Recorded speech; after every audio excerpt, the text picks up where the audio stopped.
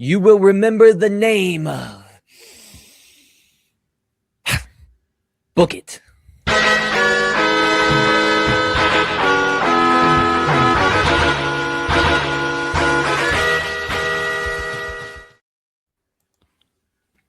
Welcome to BookIt Wrestling Podcast for the fans, by the fans, where we book, rebook, and revisit your favorite wrestling storylines.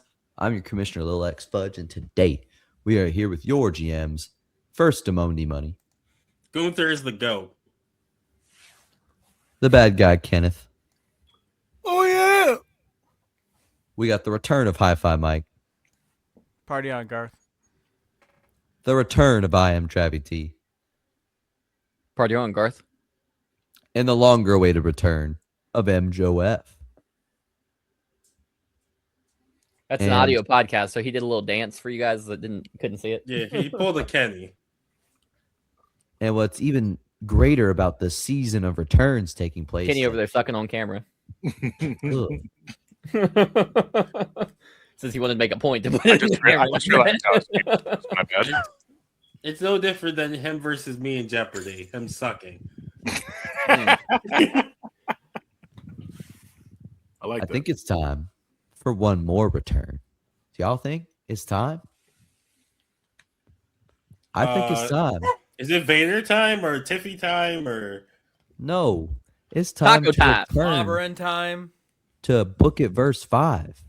It's been too long. Time after time. And now, I think we got some unfinished business.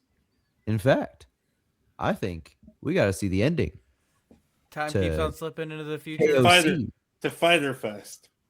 KOC, No Remorse? I think we need to see the ending of that. That's What do y'all think? Sure. I mean, if you're asking me. You guys Damn, y'all ain't even going to pretend to like this show? Come on. The scores reflect how I can't feel. say I like or dislike. It's been a long time since we've had part Have some 2. enthusiasm. Put a little pep in your step. Technically, this is part 3, but Put some D-Mussy into it. you. Oh yeah, I'm gonna get on those. I'm gonna find those. Yeah, those as reacts to like matches and stuff is gonna be so gas. But anyways, Travvy, why don't you remind us where we left off and lead us into the next match? We're in at my first show of the year, No Remorse. I don't know why I was doing John. I was like, why'd you turn white into man Jamie Noble? That's not that's one we want to be at. Well, I was gonna start you there, and then I was gonna go when you started your. Okay, card. my bad. I jumped the gun. That one's on me. I apologize. Let me produce. Well, so this is night 3 of No Remorse. My show's called King of Combat. Well, my company's called King of Combat. The show's called No Remorse. We're gonna jump right in. We'll need none of that back and forth. You know what I'm saying? know what I'm saying? Yeah, I'm saying. All right. After John Cena lost the second round matchup against Nick Aldis, the next week John Cena and his War Dogs assemble in the ring. John Cena takes the microphone first. Last week, the world witnessed grand larceny when Nick Aldis robbed me of my opportunity at the King of Combat title. I want you all to know that I understand how disappointed you all are, and trust me, I'm disappointed as well. That's why I've hired a private investigator to look into Nick Aldis, that crooked referee, the timekeeper, Arturo Huas himself, and every single fan that was in attendance last week. We will be getting to the bottom of this very shortly. KOC, hear me when I say this. I will run through and victimize anyone who stands in my path for that King of Combat title, because I am the greatest of all time, and my crowning is inevitable. As he says this, Samoa Joe's music hits, and the Samoan submission machine makes his way to the ring, much to the ire. Oh, I lost my spot. God damn it. Much to the ire of Cena and the War Dogs. Cena sarcastically welcomes Joe into the ring. Oh, Joe, come on in. You should have told me you were stopping by. You want me to grab you a drink? Joe smirks. That's cute, John. Why the long face? Not excited to see an old friend? How long has it been? Decades, right? All niceties aside, I didn't come out here to get my ass kissed, and I'm damn sure not about to kiss yours. I just noticed that as of last week, neither you nor I are in the King's Crown tournament, and since I already whooped your lackey's ass, maybe you want to step up to avenge your protege, just so I can choke your ass out next. Joe steps nose to nose to Cena. Cena is smirking arrogantly as Joe looks like he's ready to scrap right now. Let's call a spade, a wrestler, and an actor. John, I heard what you said. You've been better than me since UPW way back when? Is that right? Well, let's clear something up. Let me set the record straight. The only thing that John Cena is better at than Samoa Joe is being something he's not. So tell me, which John do I have here tonight? Robo John or G.I. John? The MC from the mean streets of Boston, Mass, or the superhero that's really just insecurity personified? Am I going head-to-head with the symbol of virtue, Mr. Make-A-Wish? Or am I going up against an 80-year-old rapist's bitch? Joe stares directly into the eyes of Cena as both men grimace at each other. Finally, John smirks as he looks to the ground and turns his back on Joe. Fine speech. Joe, we could do this all night. I could call you unrealized potential. I could call the Ghostbusters on the Stay Puft Marshmallow Man. Maybe make a Goonies reference, a little truffle shuffle. And then we stand here and we pretend like any of these words matter. They don't. We could spend the next 3 hours out here hurling thinly veiled insults, but I have no interest. Just like I have no interest in fighting Samoa Joe. No matter how many sophomoric verbal jabs he sends my way. See, Joe, I left you back in SoCal, and I haven't thought about you since. It seems, though, that that's not the case for you. You've known a little bit longer than the rest of the world that John Cena is the measuring stick in this industry. Plenty of people stand on the shoulders of giants that came before them. John Cena is the giant that stands taller than any other. And now Samoa Joe wants to know what the view looks like from my shoulders. To that, I say no. But if it's a fight you're looking for, Hobbs has been chomping at the bit to pop that oversized, deformed head off your shoulders for several weeks now. That's no trouble for you, right? You want to fight, he wants to fight, and plus, you're better than him, right? You already beat him once. So what do you say? Joe looks at the ground and shakes his head as he laughs dismissively at John Cena. You're good, you know that? You're so good at misdirection, so good at manipulating reality into your vision. So I'll tell you what, after I choke him out again, you keep your head on a swivel because I'm coming for you, John. I'm going to expose you once and for all. The next week sees Samoa Joe and Powerhouse Hobbs face off in a rematch from their round 1 matchup. Hobbs fights with purpose, brutalizing Joe whenever he has the opportunity, but Joe was a game opponent, matching Powerhouse Hobbs' intensity and ferocity tenfold. Eventually, Joe ducks lariat from Hobbs and answers with a savate kick as Hobbs turns to face him. Joe leaps on Hobbs' back and cinches in the coquina clutch on the big man. Hobbs stumbles about before eventually dropping to one knee. Hobbs tries to power back up, but drops to a second knee. The camera closes in on Hobbs' face as it clears as he's beginning to lose consciousness. Just as it looks like Hobbs is going to go down, the War Dogs pounce on Samoa Joe. Hobbs' faction mates come from out of nowhere to attack Joe. John Cena orchestrates the assault as the War Dogs pick Joe apart. Cena tells Hobbs to finish the job. Hobbs pulls Joe to his feet and goes to lift him to his shoulder for the burning hammer, but then Bam Bam Bigelow's music hits and the beast from the east comes sprinting down the ramp. Cena is scrambling as he shouts orders. Jake Lee tries to cut Bigelow off halfway down the ramp, but eats a lariat for his troubles. Gabe Kidd and David Finlay jump to the outside to stop the beast. Bigelow blasts Gabe Kidd with a big boot, putting the War Dog to the floor. David Finlay swings the shillelagh wildly at Bigelow's skull. Bigelow ducks under the attack and answers with a big right hand, sending Finlay stumbling. Back in the ring, Joe has used the distraction to recover and now has risen to his feet behind Cena and Hobbs, unbeknownst to the War Dog leadership. Joe blasts Hobbs in the back of the skull, knocking him to one knee. Joe then unloads on Cena with a flurry of strikes. Hobbs hits Joe with a double axe handle from behind to save Cena, but before he can capitalize, Bigelow hits the ring and starts unloading on Hobbs, sending the big man stumbling. Joe and Bigelow clear Cena and Hobbs from the ring, and the heels retreat back with the rest of their faction mates. Joe and Bigelow shout and call out to the War Dogs to get back in the ring and fight as the segment ends. The following week, we see John Cena in the ring with his War Dogs. Last week was a travesty, Cena states somberly. Last week, you had a job to do, and again, you failed. Cena screams as he spins around to come nose to nose with Hobbs. You have to leave that fear aside. You have to stop hiding from that monster inside of you. Look at yourself. Cena slaps Hobbs across the face. You are a monster. How dare you let some fat piece of crap like Samoa Joe beat you? How dare you need us to save you? How dare you jeopardize everything I have sacrificed for over 20 years? Hobbs looks furious as he tries to keep his composure. Cena turns back to face the crowd. Samoa Joe, how dare you put your hands on me? Cena stares into the camera with fury. So it looks like I need to kill 2 birds with 1 stone. I need to teach 2 lessons. I need to show you. Cena turns and presses his index finger firmly into the chest of Hobbs.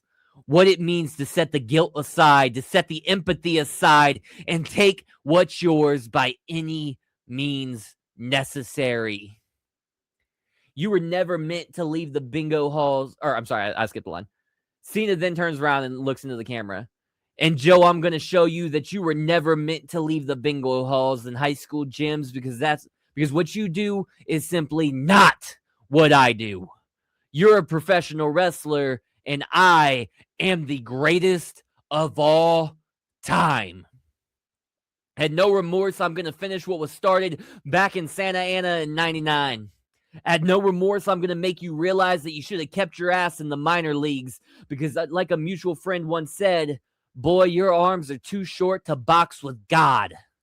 Samoa Joe, on Sunday night, you better bring your absolute best. You also better realize now that your best will never be enough. Before Cena finishes his thought, Joe's music hits and Joe walks to the ring. Joe wastes no time stepping right to John Cena. John, I can't wait to kick your teeth in. For 20 plus years, I've watched you bastardize this profession. I watched you step on anyone to get where you wanted. I've watched you screw people over. I've seen you kill my friends' careers. Now, finally, I get the opportunity to give it back to you tenfold. Let me tell you something, John. I know you don't give a damn, but I have to get this off my chest. I have to do this for me. I have to do this for every one of those kids still stuck in the bingo halls and high school gyms. I have to do this for every man that stood across from you and let your superstardom intimidate them. Because let me tell you something, John. You don't scare me. Your political influence doesn't intimidate me. There's nothing you can say on this microphone that will instill fear in my heart. I keep hearing this chatter that maybe I'm not good enough to beat you. I'm not hearing none of it because at No Remorse, Samoa Joe is going to kick John Cena's ass. You can come out here and run your mouth. You can blame the referees. You can blame the War Dogs. You can blame the audience. Maybe you can even be a man for once in your life and blame yourself. None of that matters because when you and I are in between these ropes, the second that bell rings, I'm going to kick your ass. It doesn't matter the rules. The standard match, street fight, last man standing, steel cage, I'm going to kick your ass. I can't promise to kill you. I can't promise to maim you. I can't even promise to win the match, but at No Remorse, I promise that I'm going to kick your ass. So get all that greatest of all time nonsense out of your system because at No Remorse, I'm going to kick the greatest of all time's ass, and I'm going to show the world that Samoa Joe sees you crystal clear. All right, now it's time for the match. The match begins and Cena and Joe immediately lock up. Cena ducks under Joe's grasp and hits the ropes. Joe turns immediately into a huge lariat from Cena, putting the Samoan submission machine on the mat. Joe quickly bounces to his feet, but the greatest of all time expects this, grabbing hold of Joe and planting him into the canvas with an emerald flosion.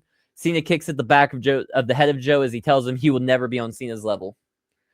Cena turns his attention to the booing audience. Cena tells the crowd to shut their mouths and enjoy the rare air they're in right now, being in the presence of the GOAT. Meanwhile, Joe is pulling himself up in the corner. Cena catches this out of the corner of his eye and rushes over with a lariat in the corner. Samoa Joe quickly counters with Cena's lariat with an ST Joe, planting Cena into the canvas. Joe grabs Cena by the head, dragging him to his feet. into the center of the ring. Joe Irish whips Cena into the ropes, and on the rebound, Samoa Joe pops Cena into the air, catching him on his shoulders and crushing Cena between the mat and Joe's core with a Samoan drop in the center of the squared circle.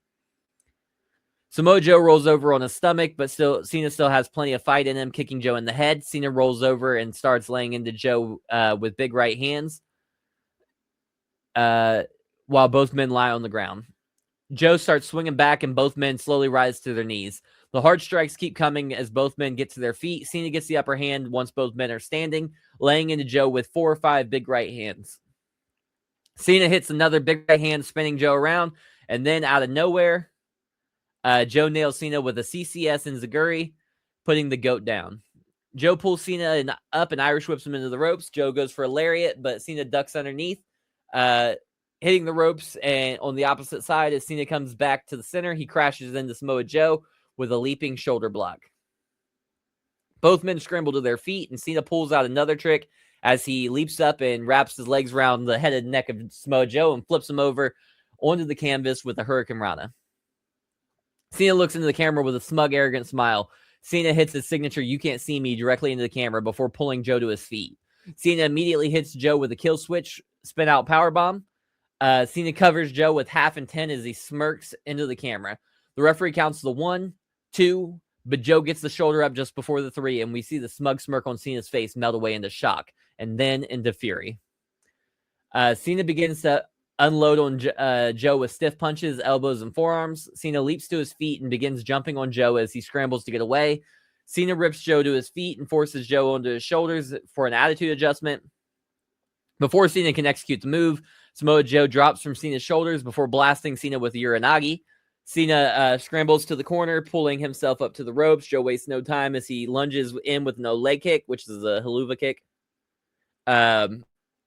making Cena crumble to the canvas. Joe goes to pull Cena to his feet, but Cena hits him with a low blow that the referee doesn't see.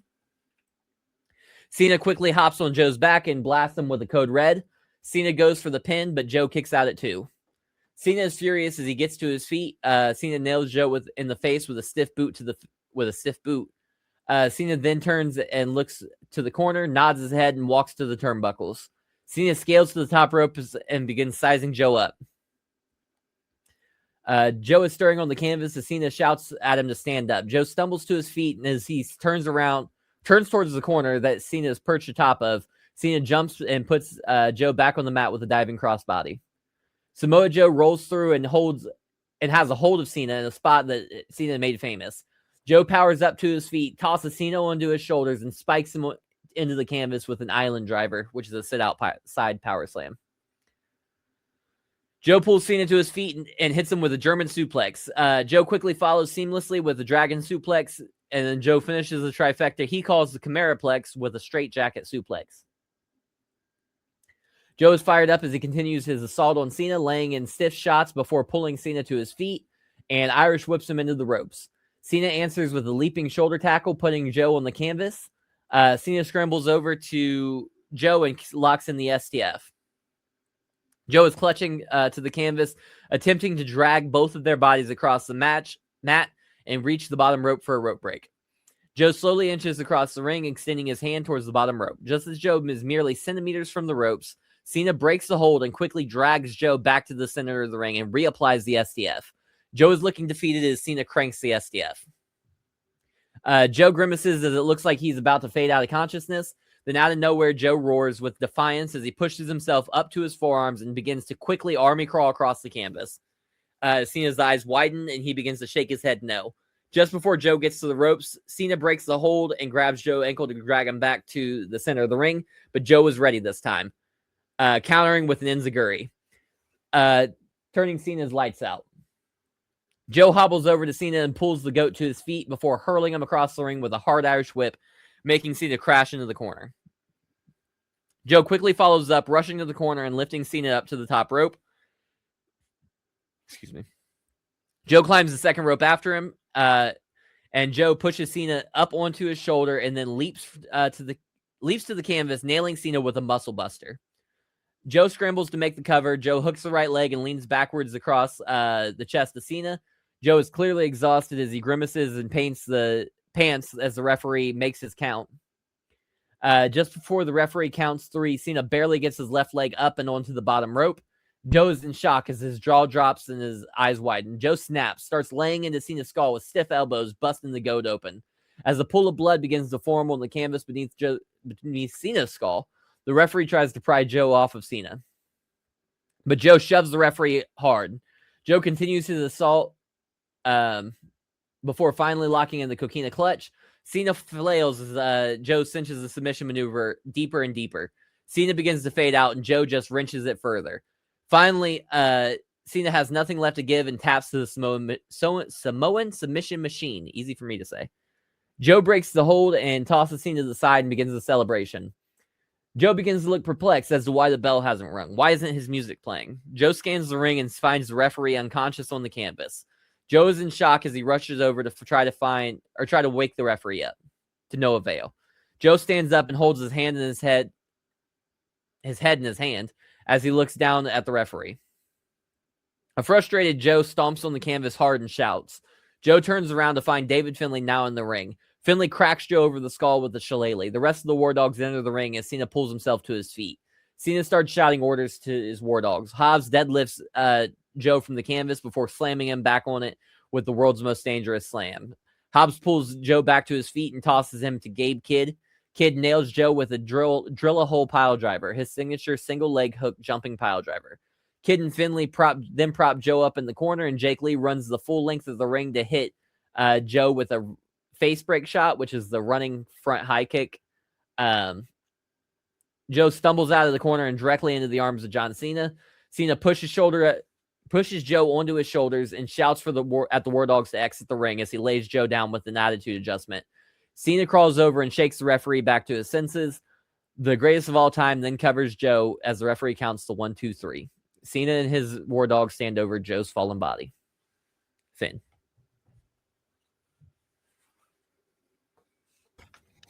Okay. Give me the finish one more time, please.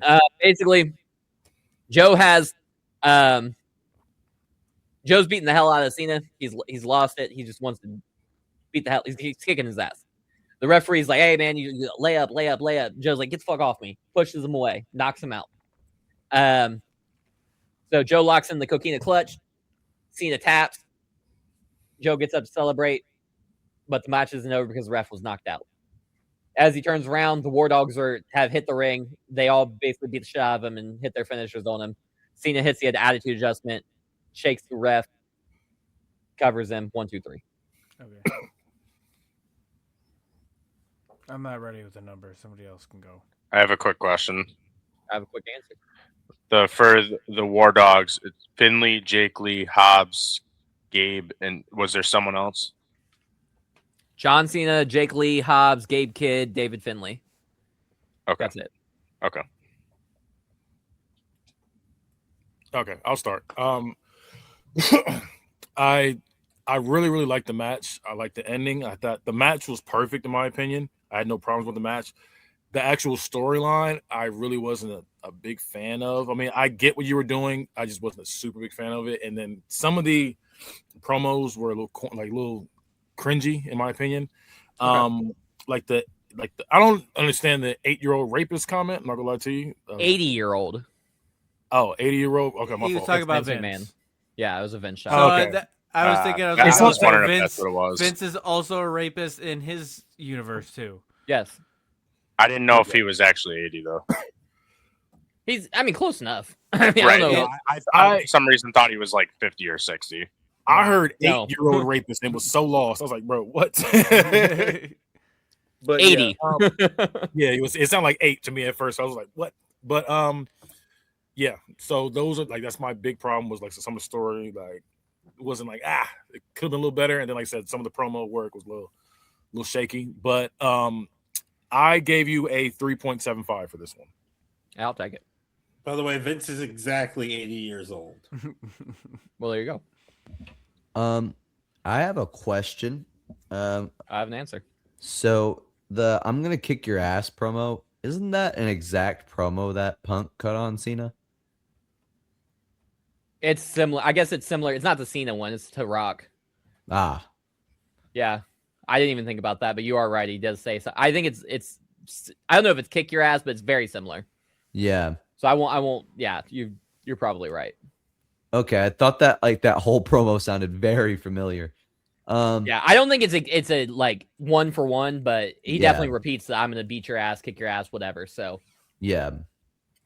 But otherwise, I thought this was pretty good. I'm torn about if I like the outcome. I get it with the faction. I kind of would have liked to see Joe overcome. I'm sure somebody will eventually, though, so I'm not going to trip too bad on that. That's faction shit. It's the first pay-per-view, so yeah, exactly. This is the beginning of the stories. yeah. This might not be the last chapter of Joe Cena. I'm going to give this, and I would have gone with a 375 too. I think how close that promo was like, you know, it takes off a little bit for unoriginality, but not a lot. I'm going to go with 350. I'll take it. I'll go next. I also was kind of hoping that Samoa Joe was somehow going to overcome it, but I figured that wasn't going to happen with how many people were in that. I thought we were going to get like a WrestleMania 40 fucking tunnel to open up or something. I liked how you put the camera shots in there with him just like smirking at it. And then personally, I don't think the promos were corny as Kenny would say. I thought that the bingo hall lines were pretty funny. Thank you. I am going to go with a 4. I'll take it. Doonter? Oh, Mike's gonna go before somebody else has. I was gonna go.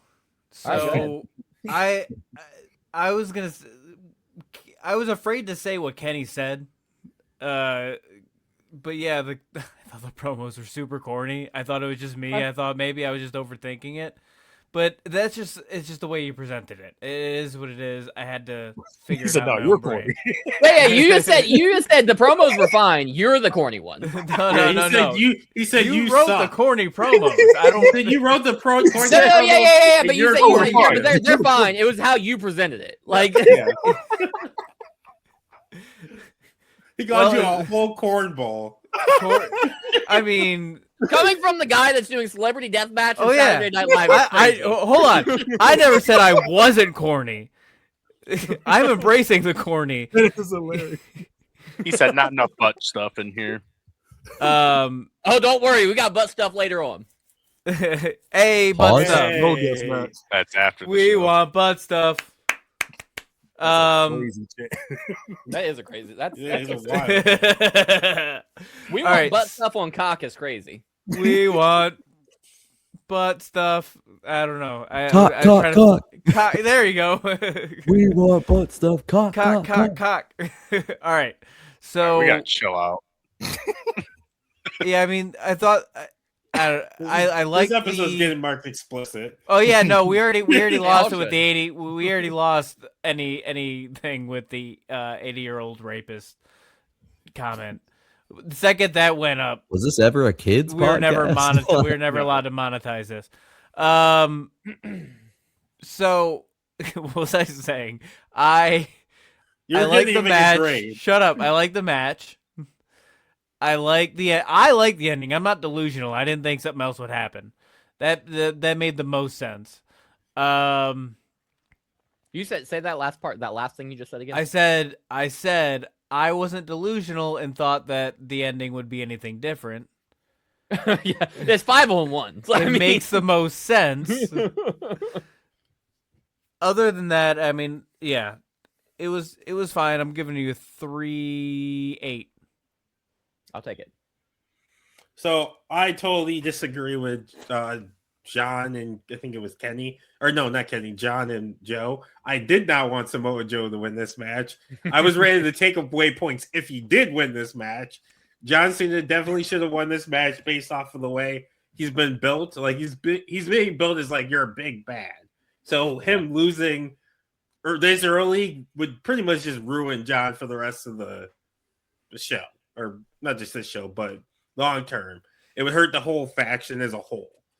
I did, for the most part, I like the promos and everything. The match is really good. The right person won in the right way. Like, I do like the fact that you gave yourself an out because now Samoa Joe can say, I made you tap, but John Cena, like a bitch, but John Cena won the match. So he can say, I beat you. That's all that matters. Yep. So I'm going to give you a 4, straight 4. Like, it's not perfect, but I liked it. I'm mad at it. All right, y'all ready for this? Y'all ready for the next episode? All right. During a backstage interview with Bret Hart, eagle-eyed viewers can spot Ricky Saints in the background talking with Jamie Hayter. Hayter is seen giggling, blushing, and pushing Saints as he laughs. Saints exudes confidence in the background as he flirts with Jamie Hayter. The next week, we once again see Ricky Saints flirting with Jamie Hayter. Hayter kisses Saints on the cheek and walks off as Ricky Saints watches her leave. From off camera, Montez Ford walks in clapping. Ricky Casanova, how's it going, young man? Ricky Saints' face melts into annoyance as he turns around to face Ford. What up, Tez? Oh, nothing much. I see you over here trying to dip it into the honey pot, Pooh Bear. Now tell me, what is the connection between Mr. Saints and Miss Hayter? Man, what you on right now, bro? Ain't nothing going on. We're just two people talking. Ain't nothing wrong with that. Yeah, all right, I hear you. Just talking. Just friends. Ain't nothing going on. Pooh Bear. Then I guess you won't mind me and Jamie doing a little talking then, huh? We're just friends after all. We're friends, right? Yeah, Tez, we're friends. We're friends. Montez smiles, smacks Saints on the arm, and says, my man, before he walks out of frame. The next week on Clash, Ricky Saints and Montez Ford are paired together for a tag team match against Ryback and Top 5 Tyson Tomko. Ryback and Saints start the match, but the big guy... What?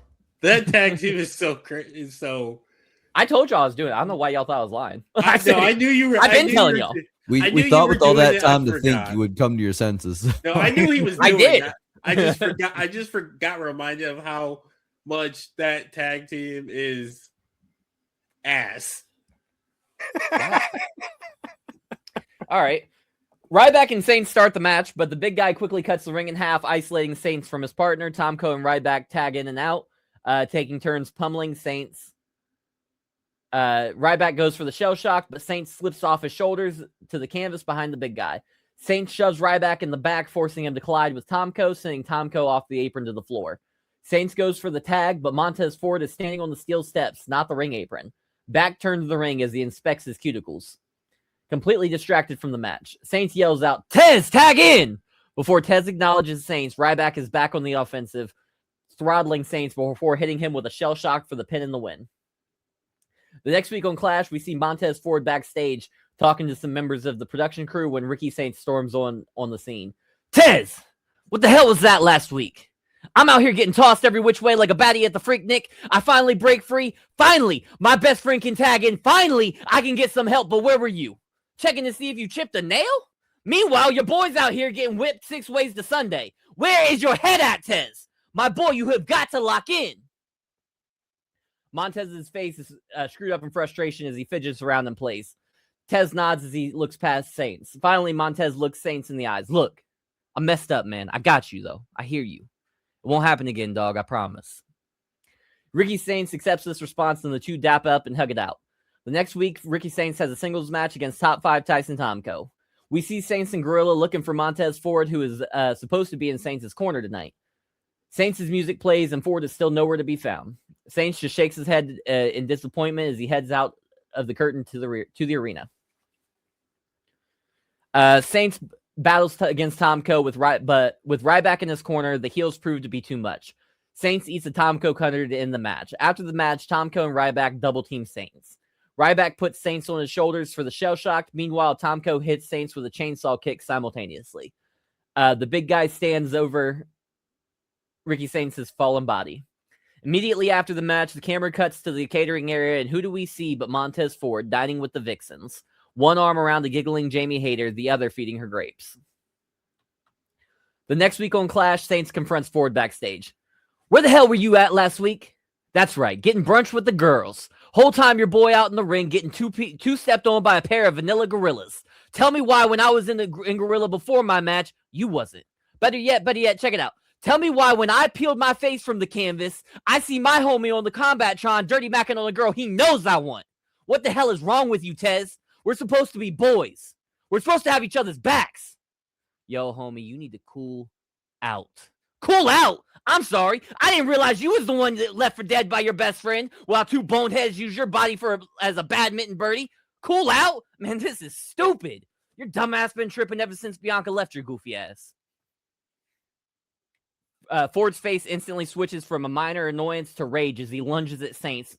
Ford's eyes are wild as he grabs hold of Saints' shirt, slamming him into the wall. Ain't nobody leave Montez Ford, so get that through your head right now. As for Bianca, that's still my bitch. So don't you fix your funky ass mouth to say her name where I can hear you again. Ford shoves Saints and walks away. The next week on Clash, Montez Ford is found backstage assaulting Ricky Saints. Ford hits Saints with a boot to the face, then throws him into a stack of storage crates. Ford stomps on Saints until security pries him off. Ford shouts, "You want my attention so damn bad? Now you got it. I told you keep my bitch name out your mouth. Now look at you, punk mother." But Ford is drug off by security as he shouts. The next week on Clash, we see Montez Ford in a singles action against Mike Quackenbush.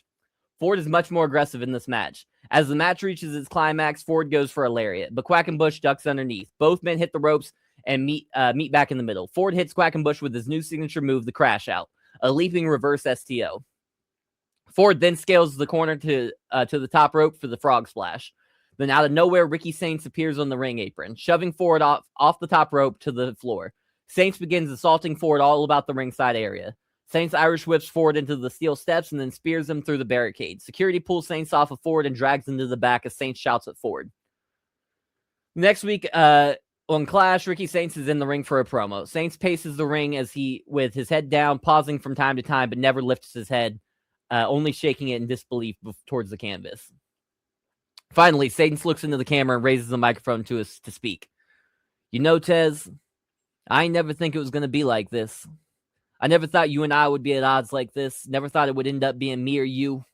But I guess that's just what it is. That's what the hands we was dealt. Now we got to play them. The thing is, I just can't get my head around it. I can't help but think it ain't have to be like this. Tez, I tried, bro. I tried to keep the family together. I tried to be understanding. But how am I supposed to understand when my brother leaves me for dead? How am I supposed to understand when my brother tries to finish the job himself? You put your hands on me, Tez. Now I got to put my hands on you. The way I see it, it's on sight. You don't like me, I don't like you, so let's get after it. No Remorse, Ricky Saints versus Montez Ford, 1-on-1. The next week, Montez Ford responds, "Ricky Casanova finally thinks he's grown enough to be the man of the house now, huh? Boy, where was this energy when Ryback and Tomko was going upside your head? You ain't want that smoke. But you want to try to throw away 25 years of friendship. Just like that. Just like that. All right? If that's how you want it to be, then let it be. Just know, now that you bit the hand that feeds you, I'm finna let you starve to death. I don't care what you thought it was. At No Remorse, I'm putting you in the dirt, boy." Ford tosses the mic and mean bugs the camera as the segment ends. Now we're on to the match. The bell rings and both men are in opposite corners. Ricky Saints is crouched down with his right hand on the top rope, laser focused on Montez Ford. Ford is leaned back in the corner with his arms splayed out over the top rope without a care in the world as he nonchalantly peers out into the audience, paying Saints no mind. Once the bell rings, Montez Ford carelessly staggers out to the center of the ring, but Saints explodes out of the corner and turns Ford inside out with a vicious spear. Saints scrambles on top of Ford and lays into him with big right hands to the skull before dragging Ford to his feet. Saints Irish whips Ford into the ropes and flips him over head over heels with an overhead belly-to-belly suplex. Saints kips up with fire as the crowd support rings in. Saints again pulls Ford to his feet and Irish whips him into the ropes once more, but this time Ford answers back with a Superman punch, putting Saints on the canvas. Ford rubs his jaw and then stretches his neck before stalking down Saints and grabbing hold of him with a Muay Thai plum and dragging him up to his feet.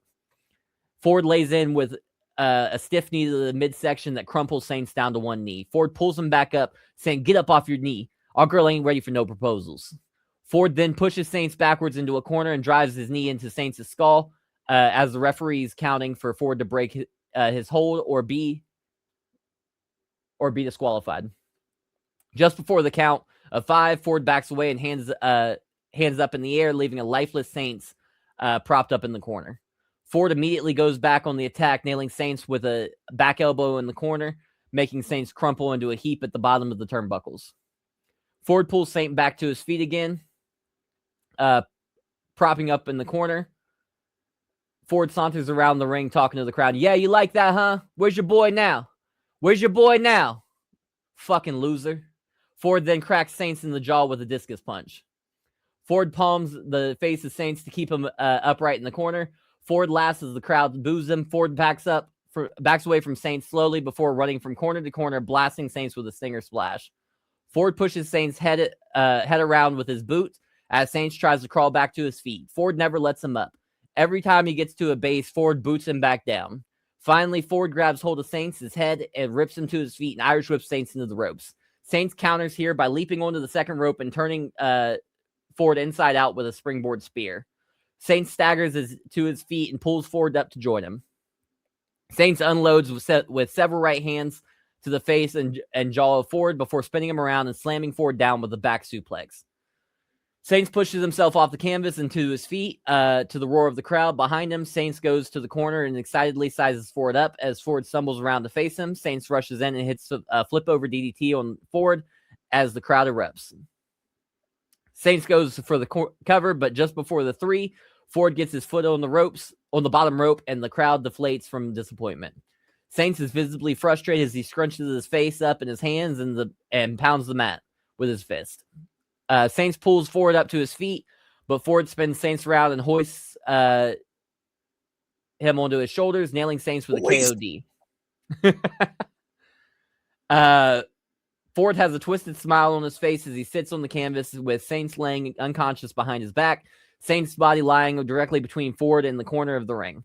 Ford slowly turns his head and peers over his shoulder to the top rope and his smile widens. Ford hastily spins over onto a 4-point base and shoves Saints over from his stomach to his back. Ford jumps to his feet and begins to climb the turnbuckle. Ford hits his signature top before leaping off the top rope and crashing into Saints with a frog splash. Ford hooks the leg for the pin, but just before the 3, Saints is now the one that gets his foot on the bottom rope. Ford has a wide-eyed look of shock painted across his face that quickly melts into fury as an incensed Montez Ford rises to his feet. Ford pulls Saints to his feet and rips him into the air with force, dropping him neck first onto the top rope for a stun gun. Saints bounces off the top rope and smacks into the canvas as Saints clutches his throat and writhes in pain. Ford paces the ring in frustration before dropping to one knee, cradling the back of Saints' head, and lays in thudding punches to the skull before dragging a lifeless Saints into the corner. Ford climbs to the second rope, pinning Saints in the corner. Ford then rains down 9 big right hands, stopping just before 10, dropping to the second rope. From the second rope to the canvas as the crowd boos him. Ford lifts Saints to the top rope and climbs up to the second rope after him. Ford goes for a superplex, but Saints is able to block. Again, Ford goes for the superplex, but Saints blocks him a second time. As Ford goes for the superplex for the third time, Saints lays in with alternating hooks to the body coming from either side. Ford doubles over and grips his ribs. Saints capitalizes on his opportunity from either. Saints locks in the double underhook and hoists Ford into the air before nailing him with a Rochambeau, which is a double underhook, fall away inverted power slam off the top rope and onto the canvas. Saints scrambles to cover Ford. The referee counts the pin 1, 2, 3. Ricky Saints is able to stop Ford for the victory. The referee calls for the bell and raises Saints' hand in victory. Saints stumbles backwards into the corner, clutching his ribs. That's it.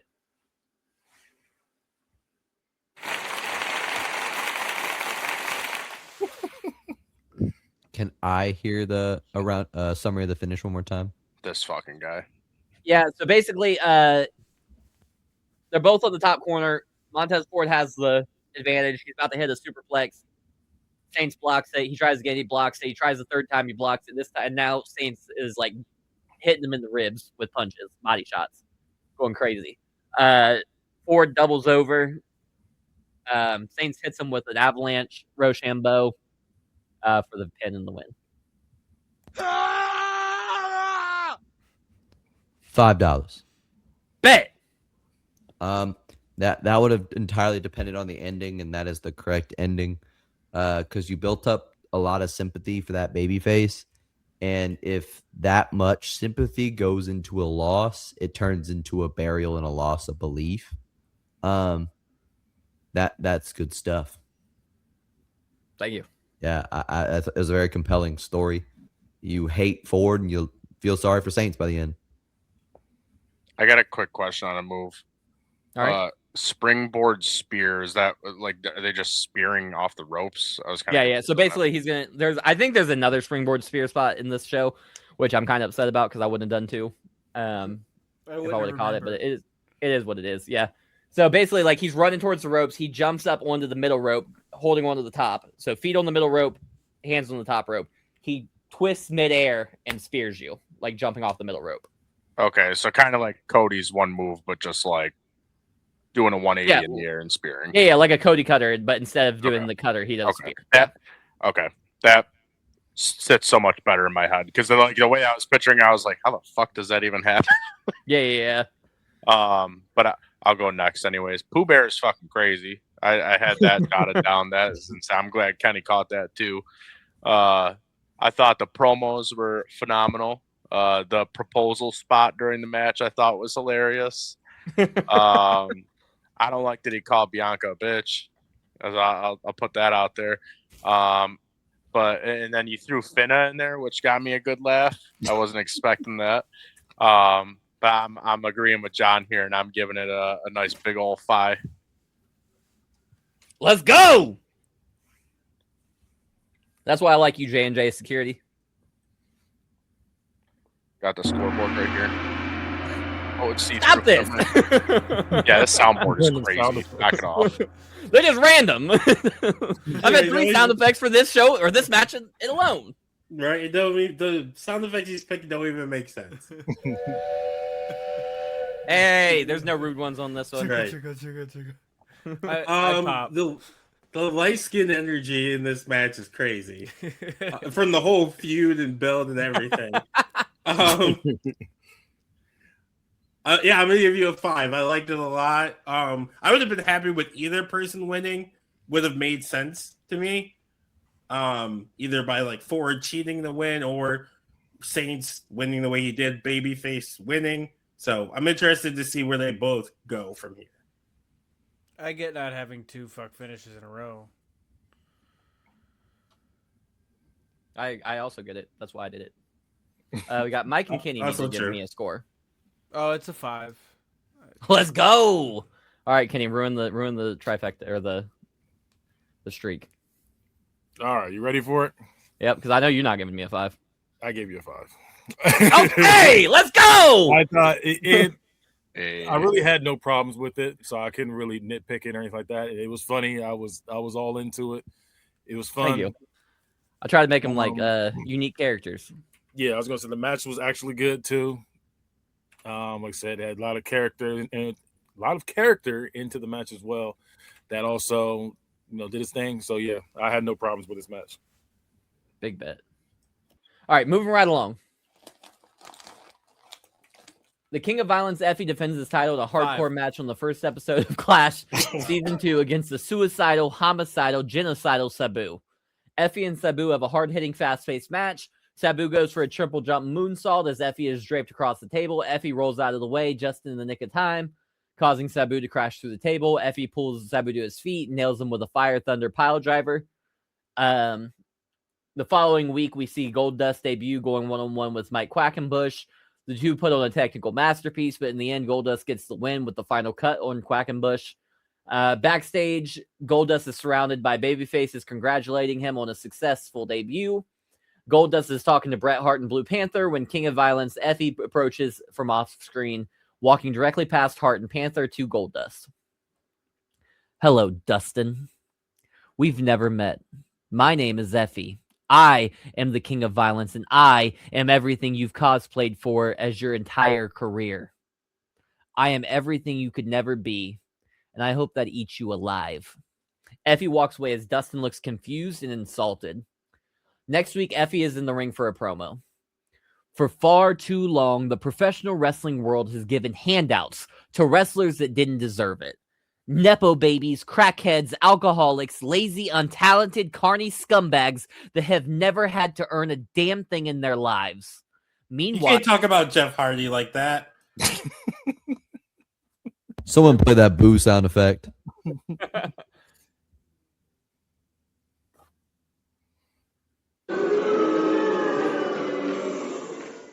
that's such a delayed boo. It was long. I had to find it. God damn it. Meanwhile, guys like me have to grind day in and day out, scratch, claw, and bite to get even an opportunity to talk to the people that can give us a real opportunity.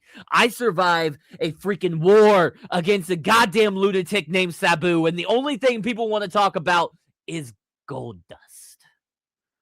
Goldust debuts against Mike Quackenbush in the most boring, safe match that this company has ever broadcasted. I took 3 chairs to the skull, but because he has a crispy spinning toe hold, you baboons can't keep his name out of your mouths. Before he can say much else, Goldust's music hits and Dustin Rhodes makes his way to the ring. Effie stares holes through Goldust with a smug anger painted across his face. Goldust grabs the microphone and walks up to Effie with his arm extended. Hey, kid. Good to see you again. I didn't get a chance to really talk to you last week because, you ran off so quick. I figured since, you got something so much to say about me, that maybe I should come out here and hear it in person.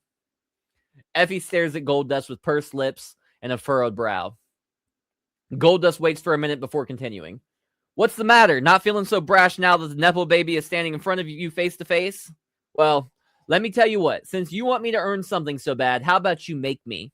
How about I earn that King of Violence title by beating your ass from pillar to post right here in Oklahoma City? Effie looks at the face of Goldust with disdain. No. All right, I'm going to use that line again. Effie looks at the face of Goldust with complete disdain. No. Effie drops the microphone and leaves the ring to the sound of boos from the crowd. Goldust stands in the ring looking annoyed and disappointed. The next week, Goldust has a singles match against Chavo Guerrero. Goldust wins the match with a final cut for the pin. A little while later in the night, Goldust is seen backstage wiping the paint away. Then out of nowhere, Effie comes out of the shadows and starts assaulting Goldust. Stiff strikes as Goldust shells up, trying to block some of the onslaught. Effie grabs a steel chair, wrapping it around the head and neck of Goldust. Effie sets up to stomp on the chair, but then security storms in, preventing Effie from following through. There's tons of shouting and bodies moving around, and somehow Effie breaks free. Effie stomps on the chair and is dragged out of the room by security with a maniacal smile on his face. The segment ends with a close-up of Goldust's face, blood spewing from his mouth. Later in the night, it is announced that Goldust has been taken to a local medical facility, and Effie was suspended indefinitely. For 4 weeks, commentary has updated the audience on Goldust's status. Ariel Helwani lets the audience know that Goldust has a crushed trachea that may need complex surgical reconstruction. This injury will take months to heal and could potentially end Dustin Rhodes' career. At the end of the 4 weeks, Effie's suspension is lifted and he's allowed to return to Clash. Effie makes his return to the vitriol of the crowd. Effie struts around the ring with a smug smile on his face as the crowd drowns him in boos. Finally, Effie gets a microphone and begins to speak to the people. You boo me like I've done something wrong. The boos intensify as Effie chuckles. At what point did I become the bad guy? Let's take a step back and look at the situation from a different perspective. Dustin Rhodes is a Nepo baby, backwoods hillbilly, born and raised in the heart of Texas. See, despite being given every single opportunity imaginable, Dustin was born to be a little failure.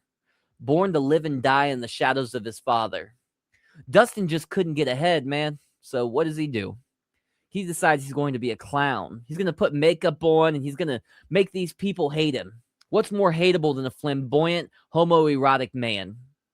See, no matter how much the sight of Dusty Rhodes' fat, pudgy little face makes Dustin sick to his stomach, even Dustin couldn't deny the playbook. Dustin stole the tactic straight from his daddy. See, Dustin decided he would steal from LGBTQ plus culture. He would use it to get a psychological edge on his opponents and would mock my community as he did so. Dusty did the same thing 20 years earlier, stealing from black culture and taking opportunities away from real black men, just like Dustin is doing to the LGBTQ plus community right now. But I'm the bad guy, right? I'm the one that stepped over the line. I'm the one that makes you all disgusted, right? See, Goldilocks, as much as you try, you can never get these people to hate you like they hate us. They witness us being victimized and they turn a blind eye. The second we take a stance, now we're the devil incarnate. Now we're the real problem. Effie's eyes bulge as his face reddens as he shouts, "They told me to come out here and apologize! Apologize to Goldust for what happened that night! Well, Dustin, I'm sorry. I'm sorry I didn't snap your neck when I stomped on that chair. Dustin, I hate you. I hate you with every fiber of my being. I hope every single breath you take for the rest of your miserable life, you're reminded of me. You're reminded of every LGBTQ plus person you mocked, slighted, and held down. I hope you never find solace. I hope I stay with you every single breath, inescapable, until you stop breathing entirely." Effie tosses the mic and stares into the camera with hatred painted on his face. Later in the week, Arturo Huas announces a gauntlet match to determine the number one contender for Effie's King of Violence title. The next week on Clash, we get the KOV number one contenders gauntlet. Liga de Reyes stablemates Dragon Lee and Rey Fenix open the match, but Rey Fenix is able to advance after a surprise roll-up, pins Dragon Lee. Mike Quackenbush is out next, but he and Rey Fenix have a stellar matchup, but again, Rey Fenix finds a way to win. Chavo Guerrero makes his way out next. Chavo goes for the Three Amigos in the match, but Rey Fenix reverses with an inside cradle, small package, and wins to advance on in the match. Next out is Filthy Tom Lawler, 1/3 of the KOC World Trios champions, the Shoot Syndicate. Phoenix and Lawler have been to war many times over the Trios titles, but this is their first one-on-one encounter. The two put on a spectacular match that sees Tom Lawler win with an ankle lock. Lawler gets no time to recover as the suicidal, homicidal, genocidal Sabu sprints to the ring.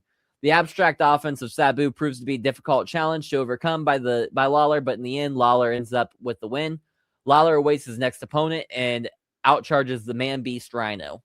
Rhino steps under a super kick from Lawler, hits the ropes and blasts Tom Lawler with a gore, cutting him in half. Rhino scoops Lawler up and spikes him with a Rhino driver. Rhino hooks the leg and pins Tom Lawler for the win. Rhino celebrates as he was the last announced member of the match, but instead of hearing the bell ring, he hears Goldust's music fill the arena. Goldust struts out on stage with a neck brace on. Goldust slowly walks down to the ring. Midway down the ramp, he peels the neck brace off and the crowd goes wild. Goldust sprints the rest of the way to the ring and lays into Rhino with several big right hands.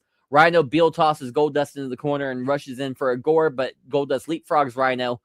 Rhino gores the steel ring post, and Goldust lands on Rhino's back and then hits him with a Canadian Destroyer. Goldust pulls Rhino up and connects with a final cut for the pin and the win. Goldust is the new number one contender for Effie's King of Violence title.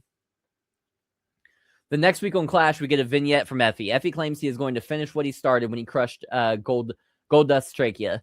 Effie says he wants to end Goldust's career once and for all. Effie says that since Goldust is so infatuated with Effie's lifestyle, what better match stipulation than a lipstick and leather death match? Later in the night, Goldust comes to the ring for the promo. Effie, I wasn't sure what your issue was with me. I thought maybe it was because I received a little bit of a boost when I was first starting out in this business. I can understand that. I can understand being upset that you had to grind and scratch and claw to get an opportunity that was set aside for me the second I entered this world, the kind of opportunity I was born for. I can understand that. What I can't understand is being a coward, talking about people when they're not around, attacking them with people when their backs are turned. You're not the kind of guy to tell somebody else how to do things the right way, son. Now, I understand you took shots at me, took shots at my dead father. You're a bully that wants to be portrayed as a victim. Well, at No Remorse, I will have absolutely zero remorse when I victimize you and take that King of Violence title. All right, time for the match.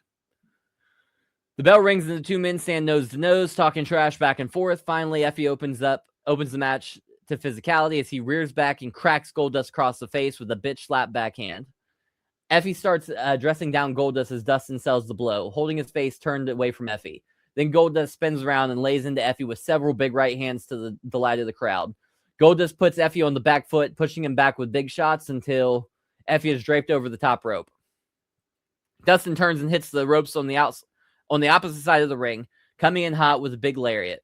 But Effie drops down, pulling the top rope down with him, sending Goldust crashing over the top rope into the floor. Effie rolls under the bottom rope and heads to the floor after Dustin. Goldust crawls on the floor, pushing himself up to his knees, and Effie answers with a stiff, shining wizard to the back of Goldust's skull. Effie grabs the bottle of champagne off a nearby table as he talks down on Goldust. Dustin, let's celebrate, baby! Effie pops the cork on the champagne bottle, takes a swig before pouring the rest all over Dustin Rhodes. Effie then palms the bottle and breaks it over Dustin's head. Effie props Goldust on the barricade and steps back for a running big boot. Just before Effie's boot connects with Goldust's jaw, Dustin drops out of the way and Effie racks himself on the barricade. Effie sells the spot for a bit while on the barricade before falling to the floor. The camera stays tight on Effie as he sells the effects of his on his groin. Effie slowly rises to his feet, and the camera pans out, showing Dustin Rhodes sprinting on the top of the barricade and leaping into the air, crashing into Effie with a diving crossbody. Both men sell on the floor for a bit, but Dustin begins to look under the ring, pulling out a chain. Dustin wraps the chain around his elbow. As Effie stumbles to his feet, he turns right into a snap jab from Goldust. Goldust follows up with a couple more quick jabs as an homage to his father. Effie is on Dream Street, and Goldust mocks his punch-drunk walk a bit before blasting him with a bionic elbow with a chain-wrapped elbow.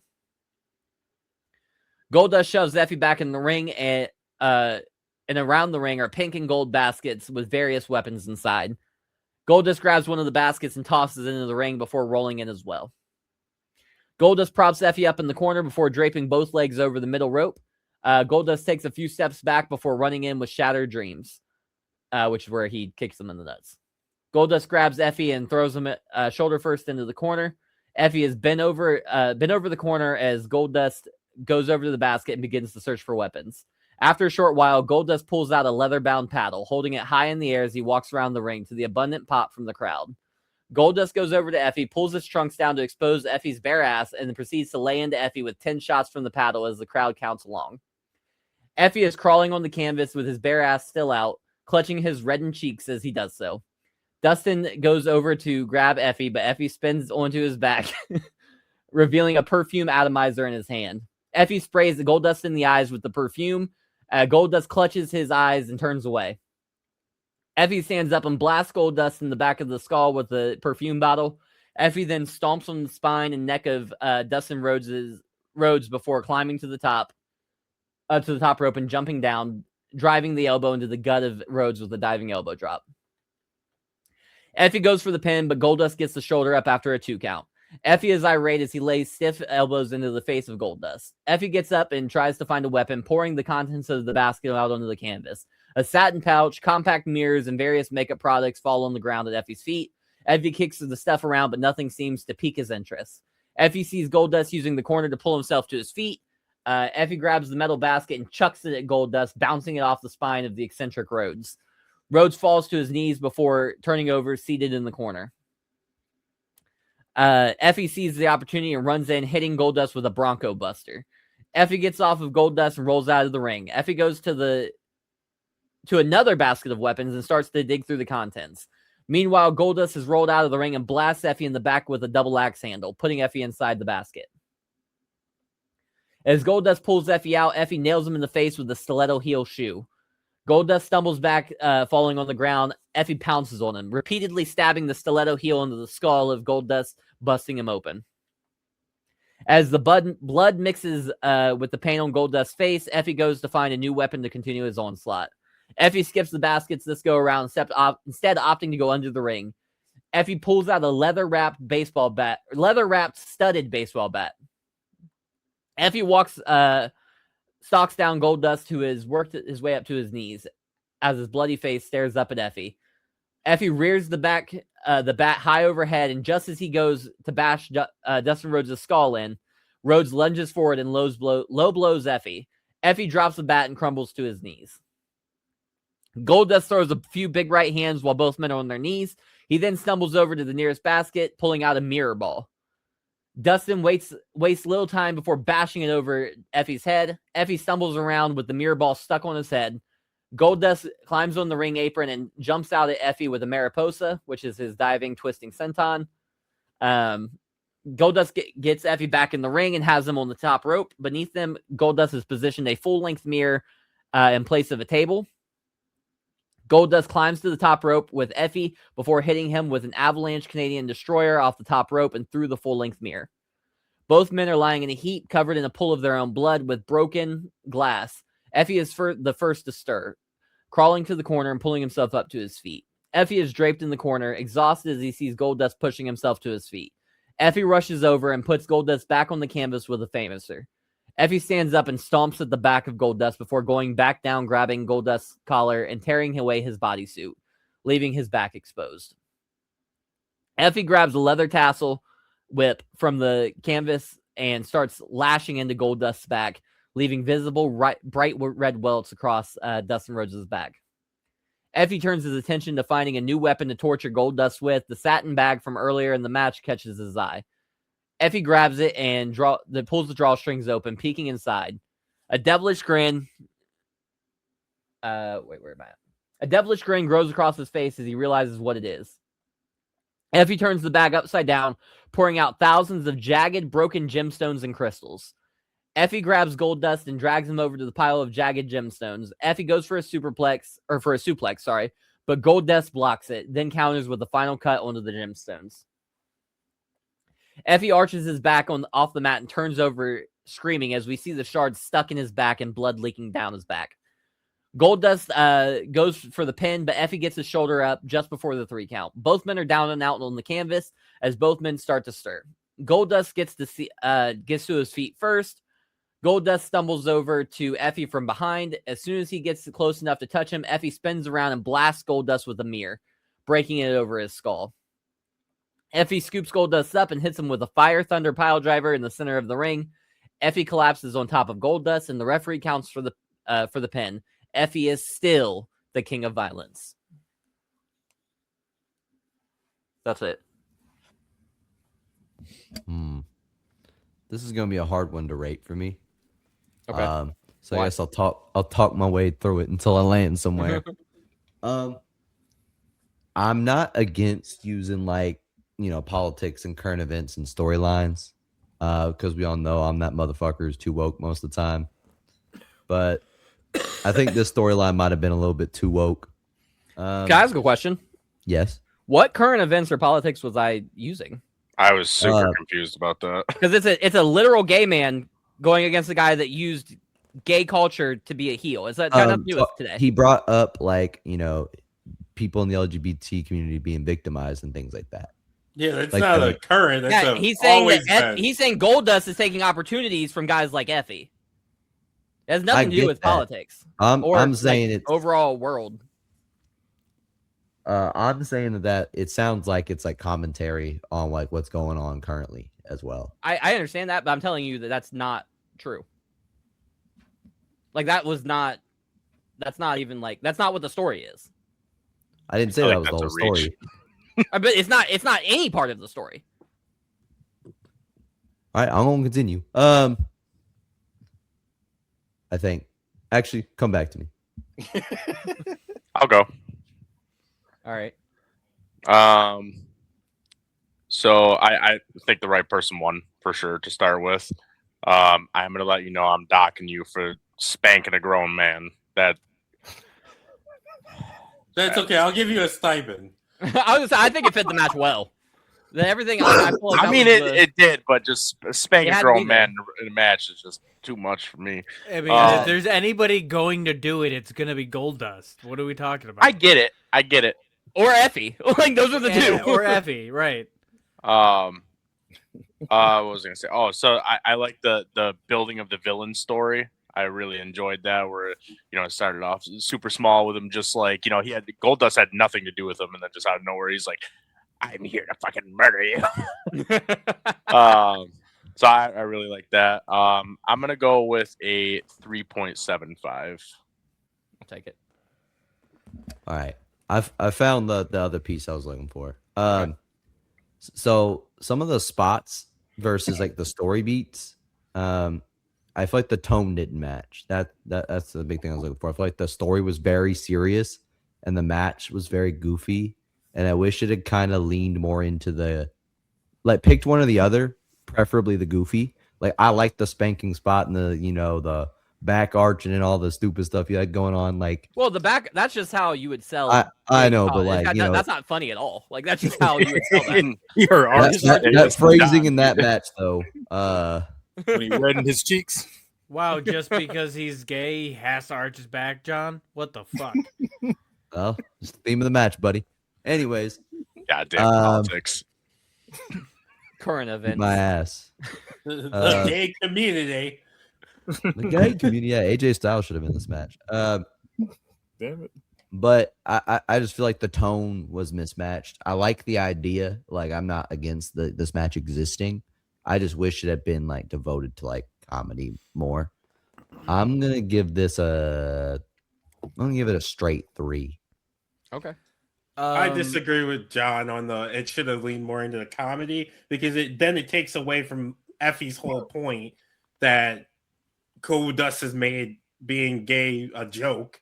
Like stole that from like his stole opportunities from other gay wrestlers and like used being gay as like I said, like a joke, especially like in the 90s, the early versions of Goldust very much leaned into that. But then why would they make the match so goofy? It's got to pick one or the other. I don't necessarily think it was goofy. I don't think the match is goofy at all. Yeah, I don't he think took the a match is stiletto really heel goofy. and jabbed it into his skull enough times that he was bleeding. They There did was a Canadian something like Destroyer spanking through a his mirror. red He cheeks spanked a and stuff like motherfucker. That's a goofy That's one spot out of 13. And like doing things like spraying perfume and like the gemstones. There's a lot of goofy spots. I Regardless, don't It's consider wacky. those. It's I don't not consider goofy. those It's just goofy themes or of the match. wacky. Yeah, I think those are just like If he spit poison mist in his face and blinded him, it'd be the same as spraying the perfume. If he used thumbstacks instead of the jagged gemstones, it'd be the same. I'm standing on it. Yeah, but I'm saying defend yourself. I'm saying like explain what you're saying because it doesn't make sense. Like I don't understand. I'm saying some of the spots were on the goofy side, and Okay, I repeating think yourself that the doesn't explain tone of- anything. I'm not You just keep debating saying my the same fucking words stance over and over. anymore. Like You didn't I've debate given the my stance at all, John. You as soon as I gave you pushback, you got upset. I've given my rating. Shut your ass. you. Or he'll spank it. Yeah, give thank it- you. Not Yeah, every anyway. not every word needs to be a debate. I like I said, I don't think it was goofy. I think it's just like you said, the theme of the match. It's a lipstick and leather death match, so they're gonna be. If there wasn't leather and like lipstick sort of aesthetic, I guess I don't know what the word I'm looking for. It wouldn't make sense. The match wouldn't be as good. Also, Travis, isn't it great and fun to watch to write death matches? You just do pretty much whatever the fuck you want. Yeah. They're super fun to write.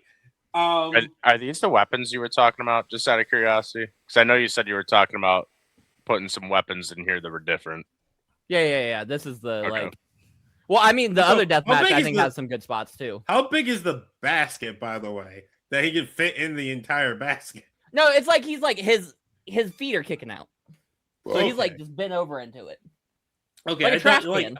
I thought it was. I was trying to visualize how big the basket. It's like a wire mesh trash can basically, with it's gold. It's got pink cloth in it. I don't know and it's why like- I was picturing like an Easter basket. That's what I was For some picturing was reason. an Easter basket, and I was also confused. I thought he like somehow fit between the fucking arch of the Oh no. thing. My bad. All It's these like a trash arches. can. That's why like the baskets replace the trash cans. Like the That makes gemstones sense. replace the thumbtacks. Like No, that all makes sense. It's just in my head. I Yeah. pictured Easter basket. I'm gonna give it a 4.75. I really liked it a lot. I think the right person won. Also, Effie's not the heel; he's the baby face. just like Muhammad Hassan was the baby face, so is Effie. When I first saw this match, regardless of what you wrote, I was hoping for something lighter. I think I was ready for something lighter as well, especially at the point in the card that we are. So I saw this, thought it was gonna be kind of like just a fun, fresh breath air. But you gave us what you gave us, and I didn't hate it. It wasn't the 5 I was hoping to give. But I'm gonna give it a 4.5. I'll take it. Damone, what'd you give it number wise again? 4.75. Yeah, 4.75. And Joe, you gave it a 3.75. Is that right? Yep. Try and make sure I remember. What'd you give me, Kenny? No, you haven't I didn't give anything yet. I'm about to rate you right now. All right, rate me. All right. So I do agree that I do agree with Mike on that, because like it was one of those things where this should have been a lot lighter, in my opinion. This feud, in my opinion. And I feel like whenever we try to fight for rights on this show, it never ends well. I think that's how I feel. Like whether it's fight with like men and women should be fighting each other, stuff like that. Like it just, no matter what, it doesn't work, in my opinion. I was not a fan of this. I'm not gonna lie to you. Shocking. I'm not of the century. I'm not with John with the match, feeling goofy. I mean, I think some of the words you use made it. Yeah, I mean, I do that to pop you guys. That's not what they're gonna say in the actual commentary of the match. It's not like I'm also trying to be entertaining. No, I get that. That's why you weren't getting any points taken off and like that with red. I appreciate that. But I just was like, I don't really like these kind of matches. It's just nasty. So, I get that. You really gotta wow me if it's a death match too. And with the story and everything, like I said, I just I don't care like that. I'm at a 2.75. It wasn't egregiously terrible and like that. It was just a little less than mid to me. I hear you. I'm not mad at Kenny. any of You're this no sport. longer an ally.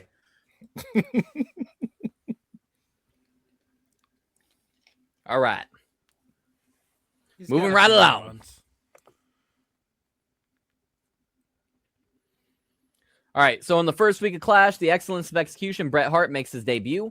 The crowd goes wild for Hart as he makes his way to the ring for a promo. Hart thanks Arturo Ruas for the opportunity and tells the world that KOC hasn't seen anything yet. Hart promises to turn the world of KOC on its head and wants to show everyone that he is still the best there is, the best there was, and the best there ever will be. The moment these words leave his mouth, Hiroshi Tanahashi's music fills the arena. The Ace makes his way to the ring, and Tanahashi walks up to Bret Hart, and both men stare at each other for a few moments as the audience noise builds to a crescendo, and the tension gets fierce. Finally, Tanahashi smiles and extends his hand. Hart looks at it for a second before shaking it. Tanahashi welcomes Hart to KOC, explaining that Hart was always someone that Tanahashi admired. But while Hart is the excellence of execution, Hiroshi Tanahashi is the ace. Tanahashi says Bret Hart may have been the best there was, but as far as the best there is, the King of Combat is where the buck stops. Tanahashi holds up his KOC title high in the sky. Both men smirk at the other, but the tension is still palpable as the segment ends. Later in the night, it's time for the main event. Former King of Violence and recent King of Combat challenger Jon Moxley welcomes Bret Hart to KOC as they go head-to-head in singles action.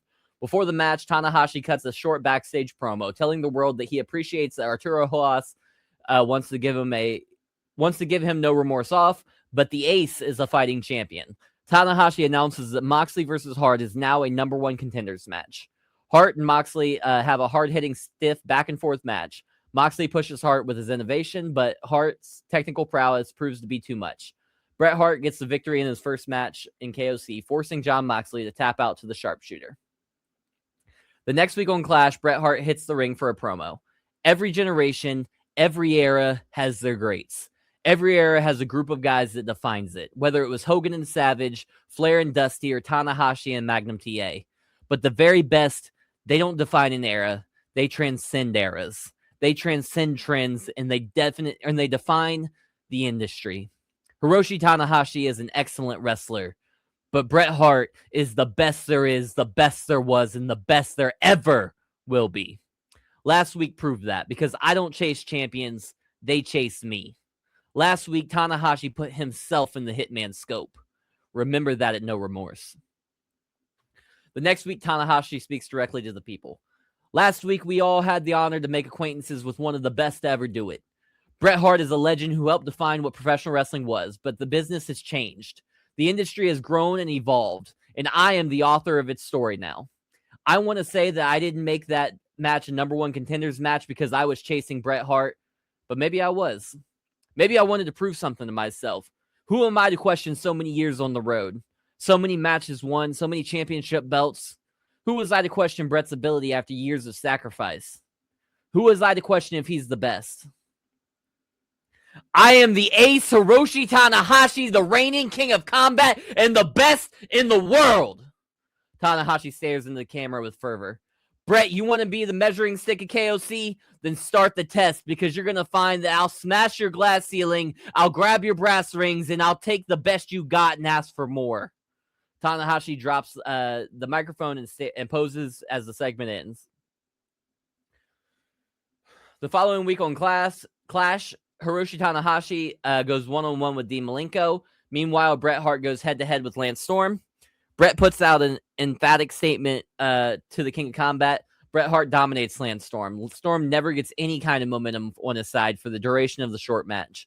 Bret Hart finishes the showcase of excellence by forcing the Canadian straight man to tap out to the sharpshooter. Later in the night, Tanahashi and Malenko put on a technical showcase. Malenko's technical ability is enough to drag the King of Combat to deep waters, but the Ace's resiliency, technical ability, resiliency proves to be too much for the man of 1,000 holds. Tanahashi hits Malenko with a high fly flow for the pin and the win. After the match, the cameras cut backstage to show Bret Hart standing by the monitor after the match. Bret shakes his head in disappointment, showing how unimpressed he is with Tanahashi. Tanahashi opens the following week's show with a promo. Last week, I went head-to-head with one of the best. Dean Malenko brought out the very best of me. I was able to get the job done at the end of the day, but all I've seen since Clash last week was how good Bret Hart performed. I have to admit, I wasn't watching during his match last week as I had my own match to prepare for. So I went back and I turned on the TV and I watched Bret Hart go one-on-one with Lance Storm. I can't lie to you guys, he's good. He's as good as he's ever been. Bret Hart is wrestling at a championship level. I don't know if right now I could find a person in that locker room that can beat Bret Hart. I can't find a single person on the roster that could have beat Bret Hart last week until I looked in the mirror. Tanahashi holds the King of Combat title up high. They didn't hand me this. I wasn't given this. I earned it with every drop of blood, sweat, and tears. I earned this by sacrificing everything to be the best. Where have you been? Where were you when I built this kingdom from nothing? You stayed in the shadows. You collected checks from carny promoters of defunct companies of a bygone era. Bret, you were the best, and you're still one of the best. But while you were biding your time, the business passed you up. A new king has been crowned, and his name is the Ace, Hiroshi Tanahashi. The crowd goes wild for Tanahashi. The following week, Bret Hart goes one-on-one with Mitsuharu Misawa. The two men bow to one another before the match, showcasing the respect both competitors have for one another. The two men have a hellacious match, both pushing the other past their point of breaking and then even further. After a stiff match, Bret Hart gets the pin after a pile driver. Bret goes to stand up, but crumples back down to one knee. Medical personnel come in to help Hart, but he shoves them away, opting to walk back up the ramp on his own. Later in the night, Hiroshi Tanahashi main events in non-title action against Rey Fenix. The match is a flurry of acrobatics and an explosion of athleticism. Each man pushes the other to new heights. The crowd is going crazy as both men build a crescendo. Hiroshi Tanahashi relies on his heart to get him through, completing the pin after hitting Fenix with a high fly flow. The next week on Clash, Bret Hart comes to the ring for a promo. Last week, Misawa-san and I put on a showcase for the world, two of the last of a dying breed. We left it all in the ring for each and every one of you. Since the match ended, I've seen more chatter about my post-match exit than I have the match itself. So let's talk about that. Let's talk about pain, discipline, and sacrifice. Last week, I asked for that match against Misawa-san. I asked for that match knowing exactly what I was in for. I knew Misawa-san would beat me within an inch of my life, but I knew I would prevail. I knew I would emerge victorious. I knew that because no matter what he threw at me, no matter what pain I felt, it would be no match to the pain I felt in my preparation. I sacrifice everything daily to get to my goals. There's no man alive that would be able to hold me down for a 3 count. Hart looks almost smug as he says this. Hiroshi Tanahashi has had an impressive reign as King of Combat, I must admit. Although his reign has been built on hope. He needs the fervor of the people behind him. He needs to tap into some otherworldly reservoir to find his footing and rise to the occasion. I am the occasion. The difference between me and the Ace is I'm always ready. There's no tricks when you face me. There's no luck, no hope, no flukes.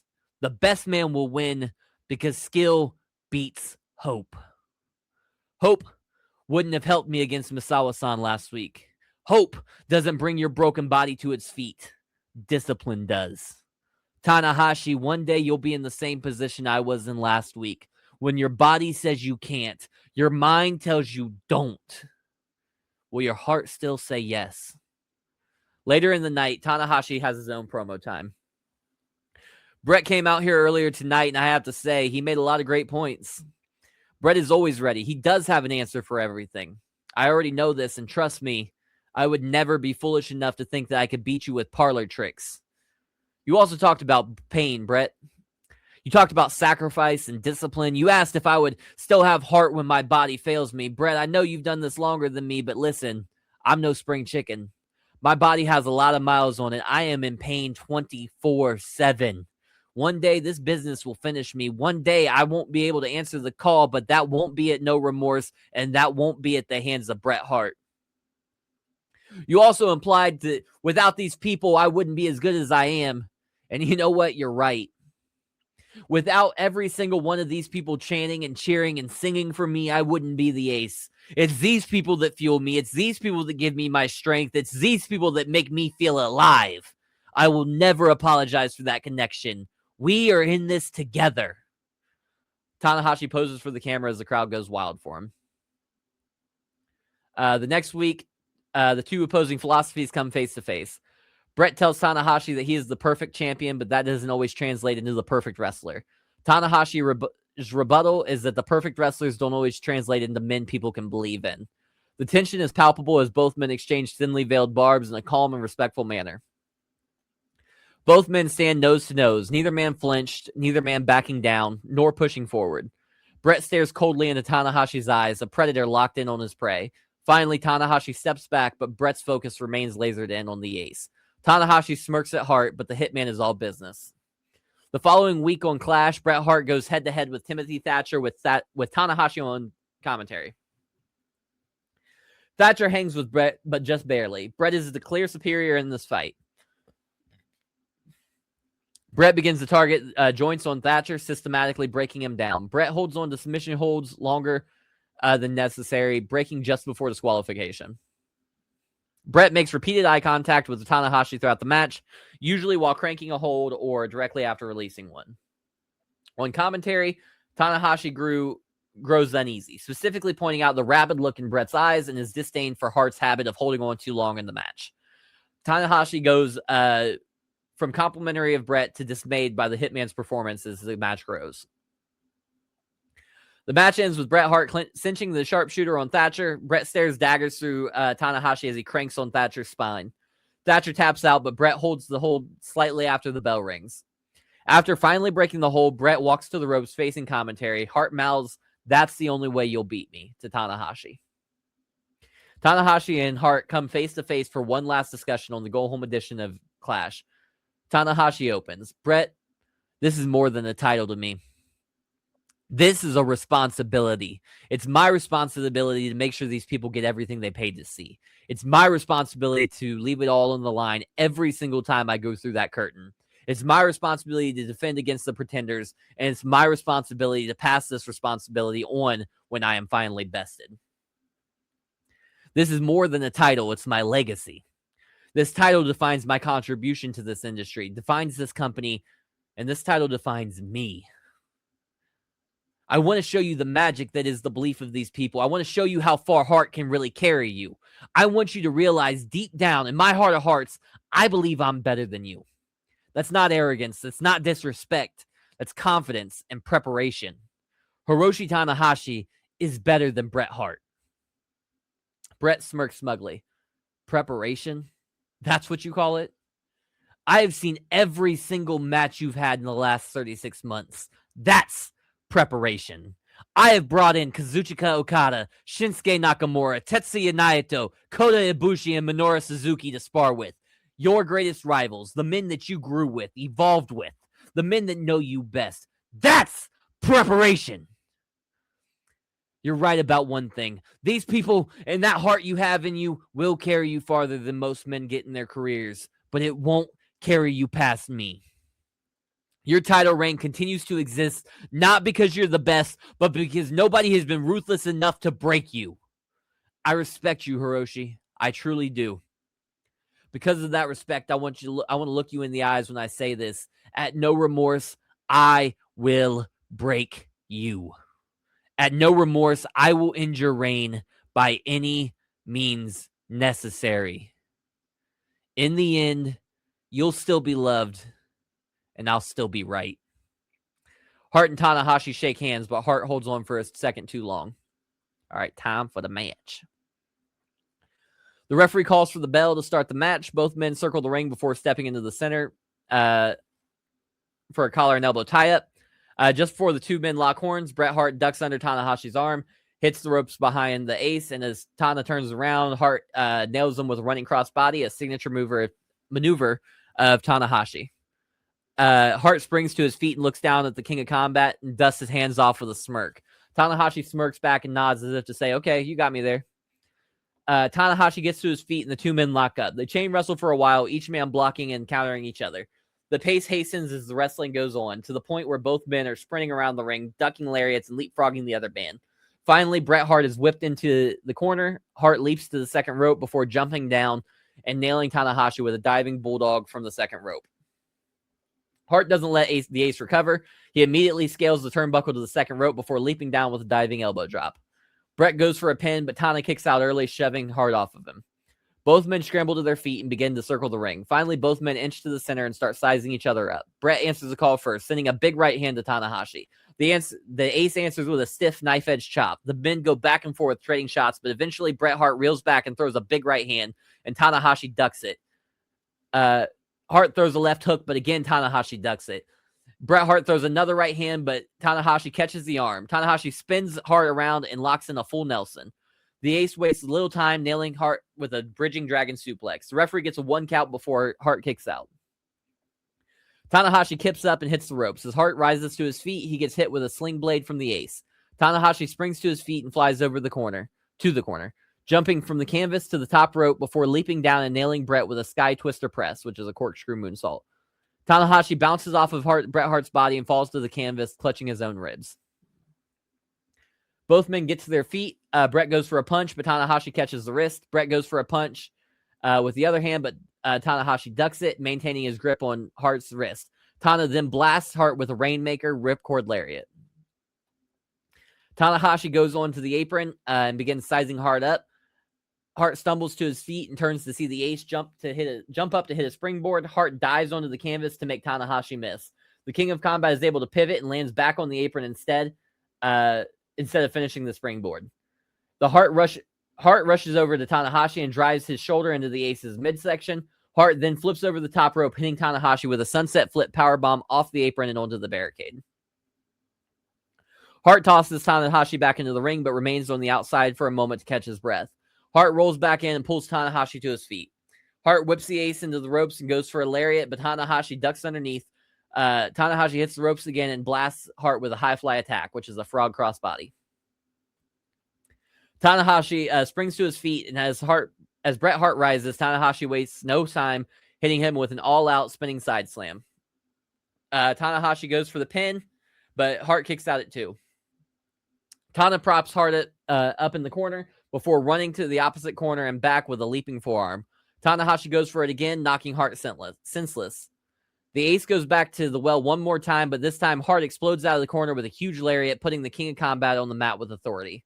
Tanahashi rolls it onto the ring apron, trying to find some reprieve, but as he pulls himself to his knees on the apron, Hart rushes in and catches Tanahashi with a knee to the temple, and the King of Combat crumbles in a heap.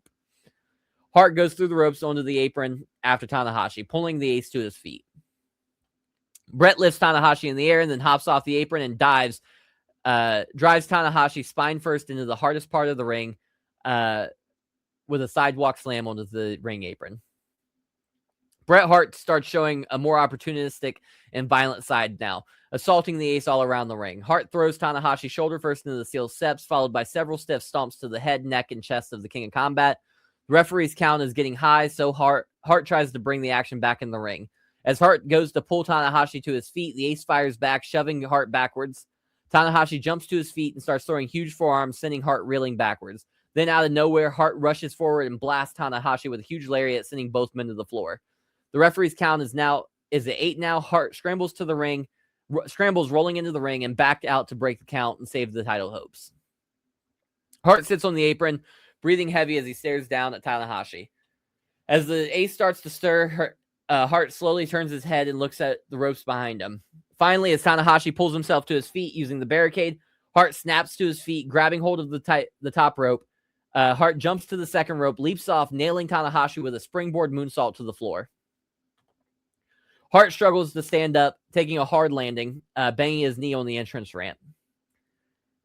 Hart stumbles to Tanahashi and pulls him to his feet before dragging him back onto the apron, and grabs hold of his knee, selling the pain. Hart finally rolls into the ring and pulls himself up with the ropes and limps around to face Tanahashi, who, unbeknownst to Hart, has risen to his feet and is awaiting Bret Hart. As Hart turns around, Tanahashi rushes over and hits a drop kick to the injured knee of Hart, dropping the Hitman to his knees. The Ace scrambles and immediately hits Hart with a butterfly suplex. Tanahashi immediately goes for the submission, locking Hart in for the Texas Cloverleaf. Tanahashi wrenches the hold as Hart shouts in pain and reaches out for the ropes. Just before Hart gets to the ropes, Tanahashi begins walking him back to the center of the ring. In a last-ditch effort, Hart pulls himself up onto the palms of his hands, fully extends his arms, and then rolls forward, flinging Tanahashi into the ropes backwards.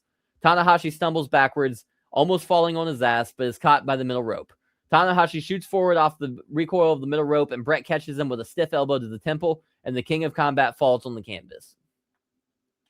Hart pulls Tanahashi to his feet and goes for an Irish whip, but the Ace reverses it, sending the Hitman into the ropes instead. Bret Hart pulls a rabbit out of his hat, however. Just before he gets to the ropes, the Hitman jumps to the second rope and springboards off, twisting in midair, and cuts Tanahashi in half with a springboard spear.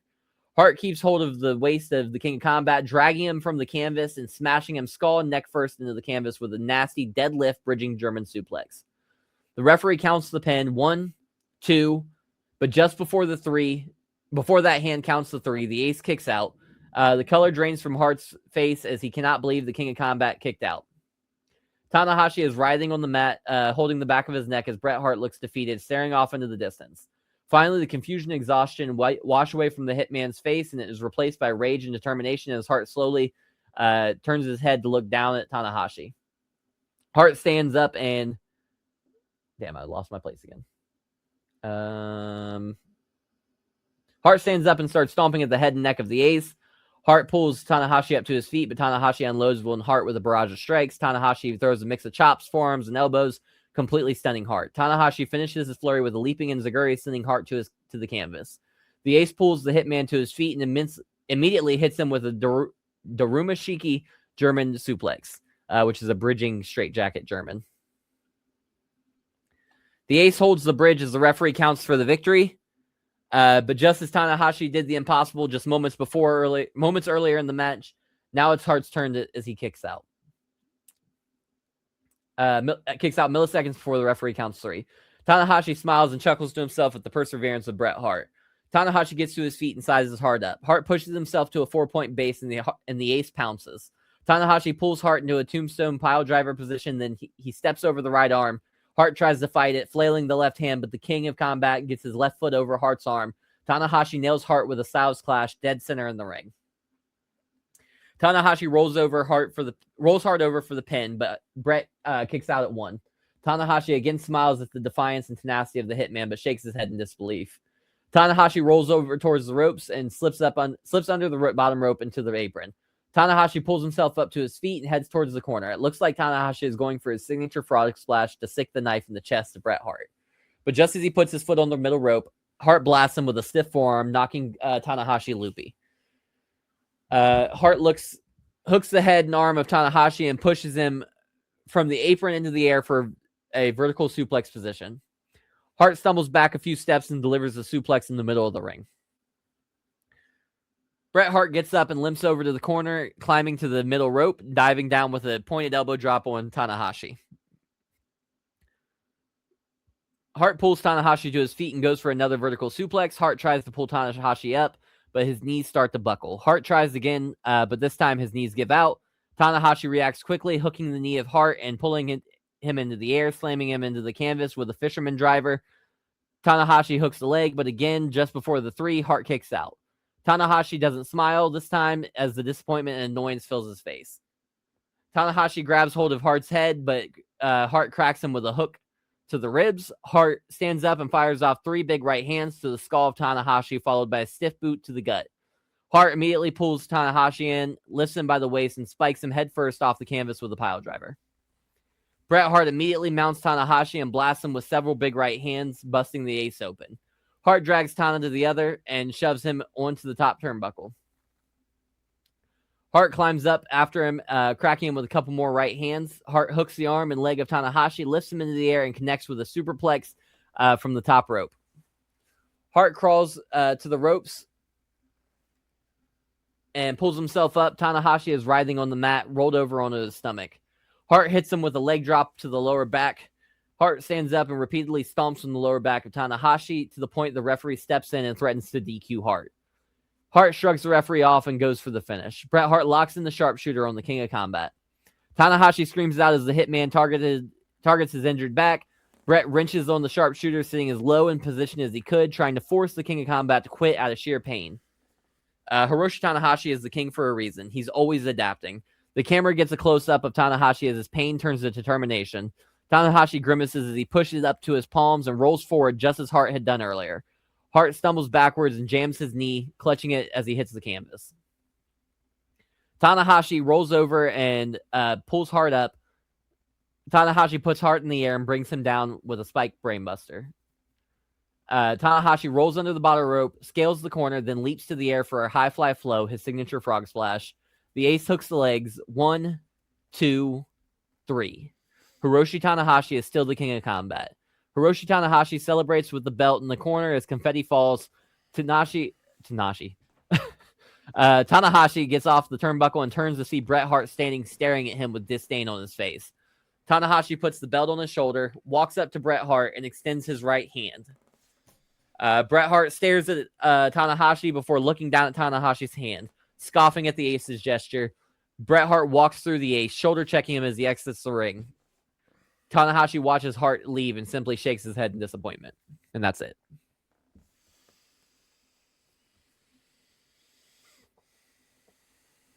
Okay, I can go first. So how do I put this? So the story for this one did not draw me in like the other ones have.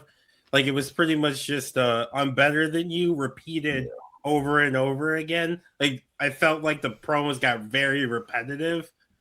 Okay. To where it was essentially the same thing week after week after week.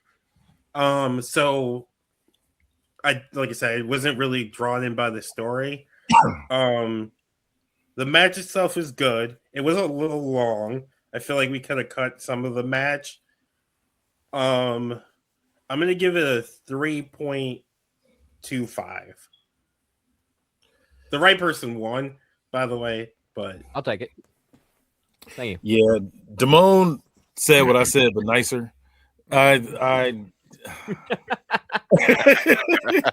yeah, because this was the feud I didn't care anything about at all, and it felt like it dragged, like really dragged at one point, and then I felt myself zoning out, and I was like, I gotta focus. But it's just, yeah, I wanted to like this when I saw the thumbnail, I saw the match card right here, and it was just like, I care nothing about it by the time it started going into it. And then, like you said, the match felt long too. So I'm just going to give you a solid 2. Okay. Like I said, it wasn't terrible, but it was just like I don't care about any of this. Yeah, I'm just gonna echo that, more towards Kenny than Damone, but somewhere in the middle there. I remember what Damone gave me now. He gave you a 3.25. I'm gonna give you a. What did you give him, Kenny? I gave him a 2. He gave I'll him give you 2. 3.25. I'll give you 2.85. I'll take it. Hey. I'll go next. All right. I agree with that was a very long match there. During the match, I want to say that springboard spear I liked a lot more than the one that you had earlier in the show. And I do like how you were like focusing in on the knee spots. I like that during the match. I'm gonna agree with the story though, because like at the very beginning of the story, it seemed like it was gonna be interesting, but then it really kind of like dulled out over it. I'm gonna go with a 2.25. Okay. I'm gonna be the lover on this one. Actually, it's not like a 5 or anything, but going in based on like it being Brett and somebody who's English ain't his first language, that there's gonna be promo limitations. So I'm not gonna dock as hard for that. And the match was pretty good, pure graps, despite me thinking Brett's overrated. So he I'm had a gonna, springboard moonsault to the outside, man. that is nice. He ain't done that IRL, has he? It was in his moveset. Oh shit! Well, springboard moonsault was. I don't know if he's done it to the outside. I see. Well, if motherfucker's hitting that, I might like him more. Shit. I'm gonna give this. I'm gonna go a quarter above Damone at 350. I'll take it. That was the last one, right? Last Raider. Yeah. Okay. Last Like match. in a match, and I was like, "It's your show." Last match. On the first episode of Clash After Kingdom Come, Arturo Huas announces the King's Crown tournament to decide who will be the #1 contender for Hiroshi Tanahashi's King of Combat title. Some surprising names missing from the tournament are Jon Moxley, who just recently competed for the Kingdom Combat title, coming up short against Hiroshi Tanahashi at Kingdom Come last month. The other being the debuting Bret Hart, a man rumored by the dirt sheets to be coming in for a feud with Tanahashi specifically. Commentary goes over the bracket after the announcement and heavily implies Seth Rollins is the favorite to win it all. Later in the main event, Bret Hart and Jon Moxley go head-to-head just before the match begins. King of Combat Hiroshi Tanahashi raises the stakes, naming the winner as his opponent for the KOC at No Remorse. Moxley is ruthless, trying to push Hart to his breaking point. Moxley utilizes unorthodox offense to keep Hart on the back foot. Hart relies on his easy for me to say. Hart relies on his experience and technical prowess to stay in the match. Eventually, the skill set of Hart becomes too much for Moxley to overcome. Bret Hart locks in the sharpshooter, and that's all she wrote for Moxley as he is forced to tap out. Moxley is visibly frustrated after the match as he heads to the back. The next week on Clash, Seth Rollins goes one-on-one with Matt Cardona in a King's Crown first-round matchup to main event Clash. Rollins is in a flow state. It seems like he can't miss. He can't lose. At one point in the match, Cardona goes for a Rough Rider, but Rollins counters it with a buckle bomb, accidentally crushing the referee between the turnbuckles and Matt Cardona's body.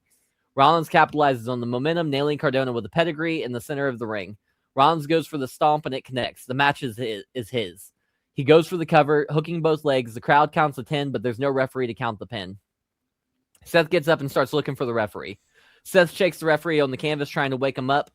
When this seems to be fruitless, he stands back up and turns it around to a stiff boot to the gut, followed by a Death Rider from Jon Moxley. Moxley places Cardona's hand on Rollins' chest and then quickly flees the scene, escaping through the crowd. The referee that Rollins shook back to consciousness tries to get his bearings together when he sees Cardona has Rollins covered. The referee counts the pin, and Cardona advances in the King's Crown tournament. The next week, Jon Moxley opens the show, sitting backwards on a steel chair in the center of the ring, lights turned down with a single spotlight shining on him as he offers insight to his actions last week. Last week, I did what was necessary. Guys like Seth Rollins don't deserve glory. Guys like Seth Rollins don't deserve to be honored. Guys like Seth Rollins don't deserve to be kings. So last week, I did what was necessary. Last week, I did what nobody else in that locker room had the stones to do. I sacrificed everything and became a martyr for the better good.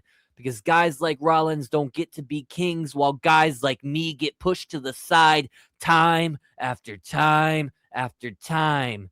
No.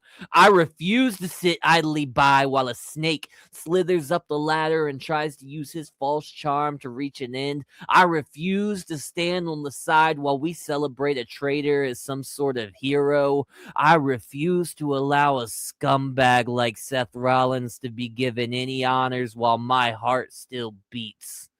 I've seen a lot of people online talking about why I did what I did. You all seem to think this is out of jealousy, like I would stab my best friend in the back over a championship or some sort of opportunity, but that couldn't be further from the truth. But it's ironic that in a way, that's exactly how this story starts. It just wasn't me who stabbed Rollins in the back for opportunity, no. It was Seth Rollins breaking a steel chair over my spine 12 years ago. 12 long, arduous years. Seth, we've been to war time and time again. Sometimes you're by my side, others you're my opposition. You know, I thought I forgave you. I thought we had moved past this, but how could I forgive you when you're not sorry? How do I forgive you when you're still the exact same man you've always been? You watched me chase that King of Combat title for months. The second I come up short, you throw your name in the discussion for possible opponents for Tanahashi. Why? Why would you do that? Why would you accept a spot in this tournament knowing what I had to do to get a single opportunity? Seth, you keep getting handed everything that I have to kill myself to get close to. Every time the world needs a hero, it seems they just hand you a sword. But that's never been my story. I've always had to forge my own. See, that's the difference between you and I. You'll do, say, and be anything that the machine needs you to just so you can inch forward. I'm the genuine article, Seth. There's no smoke and mirrors. There's no curtains to pull back. I'm as real as it gets. Moxley stares at the camera before getting emotional. Moxley looks at the ground as he fidgets in his chair, almost remorseful. Seth, you always seem to land on your feet. You always seem to have an answer, another trick up your sleeve, another connection in your back pocket, but not anymore. You will repent. You will pay for your sins, and you will never be King of Combat. Moxley drops the mic, staring coldly into the camera. Next week, Moxley is back in the ring for another promo. Moxley doubles down on what he said the prior week, promising that Rollins will never be crowned as King of Combat. Moxley says Rollins has never had to learn what it feels like to be overlooked, to be passed up, to be cast aside. Mid-promo, a maniacal Rollins appears attacking Moxley. Rollins is a madman, throwing a flurry of strikes as Moxley flees. Moxley escapes through the crowd while Rollins stands on the turnbuckles, screaming for Moxley to fight him. Moxley's worry melts into a sadistic smile as he backs up the steps, maintaining eye contact with Rollins. Moxley laughs and shakes his head as he turns his back on Rollins and escapes the arena. The next week on Clash, Rollins makes his way to the ring to discuss what's been going on the last few weeks. You know, over the last few weeks, I've really been at odds with everyone. I'm angry. I'm really pissed off. I don't know who I can trust. I don't know who has my back and who has a knife ready to plunge it in it as soon as I turn away. Mox, this isn't about a match for me. It's not even about the KOC. This is bigger than that. You've questioned my worth, my character. You have tried to take my darkest moment and twist it into some half-cocked reason to be mad. Let's be honest, Mox. This is nothing to do with what happened 12 years ago. This has nothing to do with anything but your fragile little ego being bruised. You had your chance at the KOC and you lost. The entire time you were in the hunt, I had your back. Who was with you in the gym night after night after night, getting you ready for war, getting you ready for Tanahashi, but you failed. That's not on me, Mox, and it never was. For once in your life, take some goddamn responsibility for yourself. Rollins paces as he shakes his head, trying to remove himself from his anger. Mox, I love you. You're my brother. But you have to figure yourself out. We can't keep doing this. You think everything is handed to me? You think I was given a spot in the King's Crown tournament? I earned that by busting my ass each and every single week here on Clash. When you had your chance at the KOC, I was right there doing everything in my power to ensure you got it. Now it's my chance, and you're doing the exact opposite. Mox, Since you think I can't earn anything, come out here and give me a chance to earn your respect once and for all. We can get a referee out here, and you and I can finally know once and for all who the better man really is. Rollins waits for a moment, but Moxley never shows, leaving a frustrated Seth Rollins in the ring. The next week on Clash, Seth Rollins is shown walking down a corridor when out of nowhere Moxley strikes. Moxley beats Rollins with a lead pipe across the ribs and gut. Moxley grabs 2 handfuls of Rollins' hair as he bashes his skull off the concrete wall, busting the Visionary open. Moxley tosses Rollins onto a cargo crate and climbs up after him. Moxley hits Rollins with a Death Rider off the crate and through a table. Moxley scurries off into the shadows, laughing as security and production crew swarm the scene. The next week, a rabid Rollins is in the ring looking for a fight. Moxley, you coward! Stop hiding around the corners, stop running away, stop attacking from behind, and come get your ass beat like a man. Shut up. Moxley's voice emanates throughout the arena. Rollins looks around but doesn't see Moxley. Moxley then appears on the Combat-Tron. Rollins looks annoyed, just another game. Seth, I'm not coming out there to fight you. I'm too smart for that. I do what I want, and I do it when I want to. As a matter of fact, I didn't even want to come to Clash tonight. I felt like I needed my family, after everything you've put me through. Moxley bends down, pulling up Seth Rollins' toddler daughter, Rue, sitting her on his lap. So I decided to spend some time with my favorite niece. Say hi to Daddy, Rue. Rue waves excitedly at the camera. Hi, Daddy. Rollins is irate as he realizes Moxley is in his home with his child. Moxley smirks a devilish grin as he stares into the camera. Say bye now, Rue. Time to go play. Bye, Daddy. The camera cuts to black. Rollins is overcome with rage as he sprints to the back. Later that week, footage appears online of Seth Rollins driving his Cybertruck through the front of Moxley's house. Renee Paquette flees the scene, carrying her and John's daughter Nora away. Rollins and Moxley brawl throughout the house. Rollins smashes a lamp over Moxley's head. Moxley uses Rollins' body as a battering ram, bursting through the drywall. The two men brawl into the kitchen. Rollins grabs a fork off the counter and stabs it repeatedly into the skull of Moxley, forcing him to bleed. Rollins puts Moxley through his own kitchen table and is then tased by a swarm of police officers entering the home. The scene ends with Rollins being dragged out of Moxley's home in handcuffs as Renee looks over at bloodied and battered Moxley while Nora screams and cries. The next week, Rollins says he went too far. He says after seeing Moxley in his home holding his daughter, he snapped. But after seeing the footage of himself last week, seeing the look on Renee's face, hearing Nora scream, he was disgusted with himself. He said he just wanted to give Moxley a taste of his own medicine, but in the process, he turned into something he didn't recognize. A monster. Rollins tells the world and Moxley that he wants this to be over. He needs this fight to end before both men lose something they can't regain. Before Rollins can get any further, Moxley emerges from behind, wrapping a cord around Rollins' neck. Moxley cinches the choke on Rollins as Rollins gasps, grasping for the cord. Rollins' face turns purple and his eyes bulge as saliva drips down his chin. The security agents, referees, and even wrestlers storm the ring. They pry Moxley off, and Mox laughs maniacally at the sight of Rollins, still choking for air on the canvas, spitting up blood as he does. The go home show of Clash opens with a message from Arturo Huas. Huas starts by giving an update on Rollins, who is expected to make a complete recovery. Huas then says after the past few weeks, it would be irresponsible of him to allow Seth Rollins and Jon Moxley to return to KOC and put every person employed by the company at risk. He said it would be equally irresponsible to let them kill one another, whether it be at one of their own homes or somewhere else out in public. Huas says he refuses to take the burden of liability when it comes to Moxley and Rollins, so at No Remorse, this will end. After Hiroshi Tanahashi defends the King of Combat title, the official event will be over. The lights will go out, the production ends, but when the lights come back on, Seth Rollins and Jon Moxley will settle their feud in an unsanctioned match. After this coming Sunday, the Rollins-Moxley era will be finished once and for all.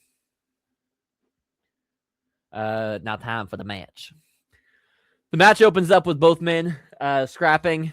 The two men are throwing stiff. This is like mostly just spots, just so y'all know. Two men are throwing stiff strikes with reckless abandon. After a few moments of just brutal assaults on one another, Rollins clinches with Moxley before blasting him with a ripcord knee to the jaw. Moxley crumbles to the mat. Mox pushes himself up to his forearm as he rubs his jaw and mouth with pain and anguish painted across his face. Then Moxley legitimately spits one of his teeth out onto the canvas before looking at Rollins with a bloody, toothless smirk as he flips Rollins off. Rollins is enraged and immediately goes for the stomp, but Moxley dodges and slips under the ropes to the outside to recover more, but Rollins isn't having it, running the full length of the ring and then leaps over the top rope to the floor, throwing his body onto Moxley with a tope con hilo. After more brawling on the outside, Rollins maintains the advantage, hitting Moxley with a snap suplex into the edge of the ring, making the small of Moxley's back crack against the hardest part of the ring.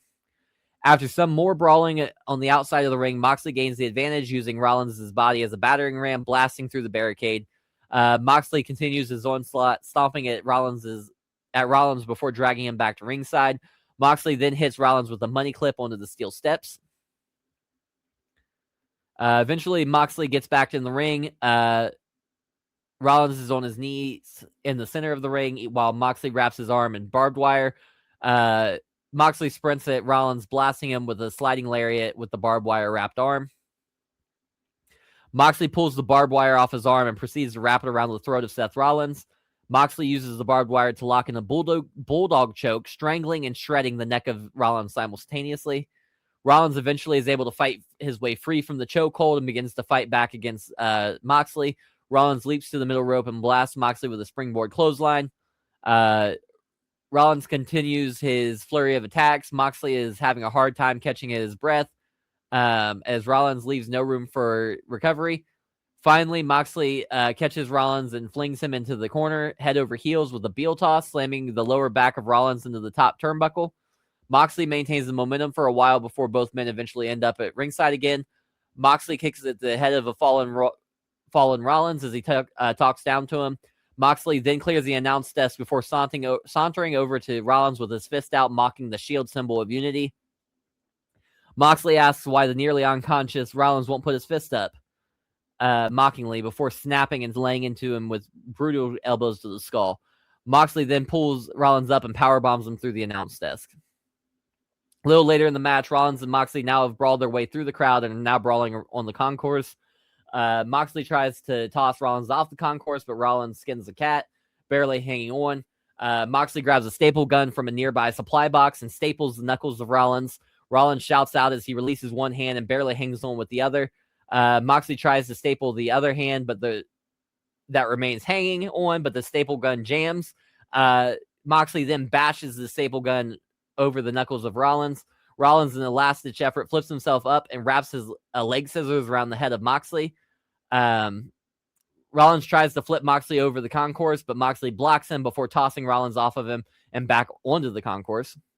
Both men trade shots as they try to throw the other over.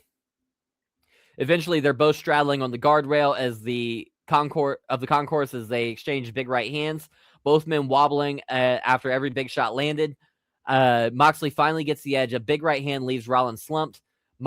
Moxley then grabs two handfuls of Rollins' hair and bashes his head into the guardrail. Moxley glances down at the floor beneath the concourse before pulling Rollins' head up to look Moxley in the eyes. If I have to die to make sure you don't never get what you want, then so be it. Moxley spits in Rollins' face before locking in a sleeper hold and edging over the guardrail to the unprotected side. Moxley then jumps off the concourse, sending both men flying down and through a table with a cut-throat suplex. The referee nearly counts a double countout, but Moxley eventually rises to his feet and stumbles around, barely able to stand, let alone walk around this punch drunk. Moxley goes for Rollins, but Rollins stops him by using a fire extinguisher, spraying it into the face of Moxley. Moxley turns away, stumbling as he is blinded, but Rollins follows up by smashing the fire extinguisher on the back of Moxley's skull. The two men brawl around the area for a while, but eventually Rollins gets the undeniable edge. Rollins takes a steel chair and wraps around the skull of Moxley before setting Moxley up against the concrete wall.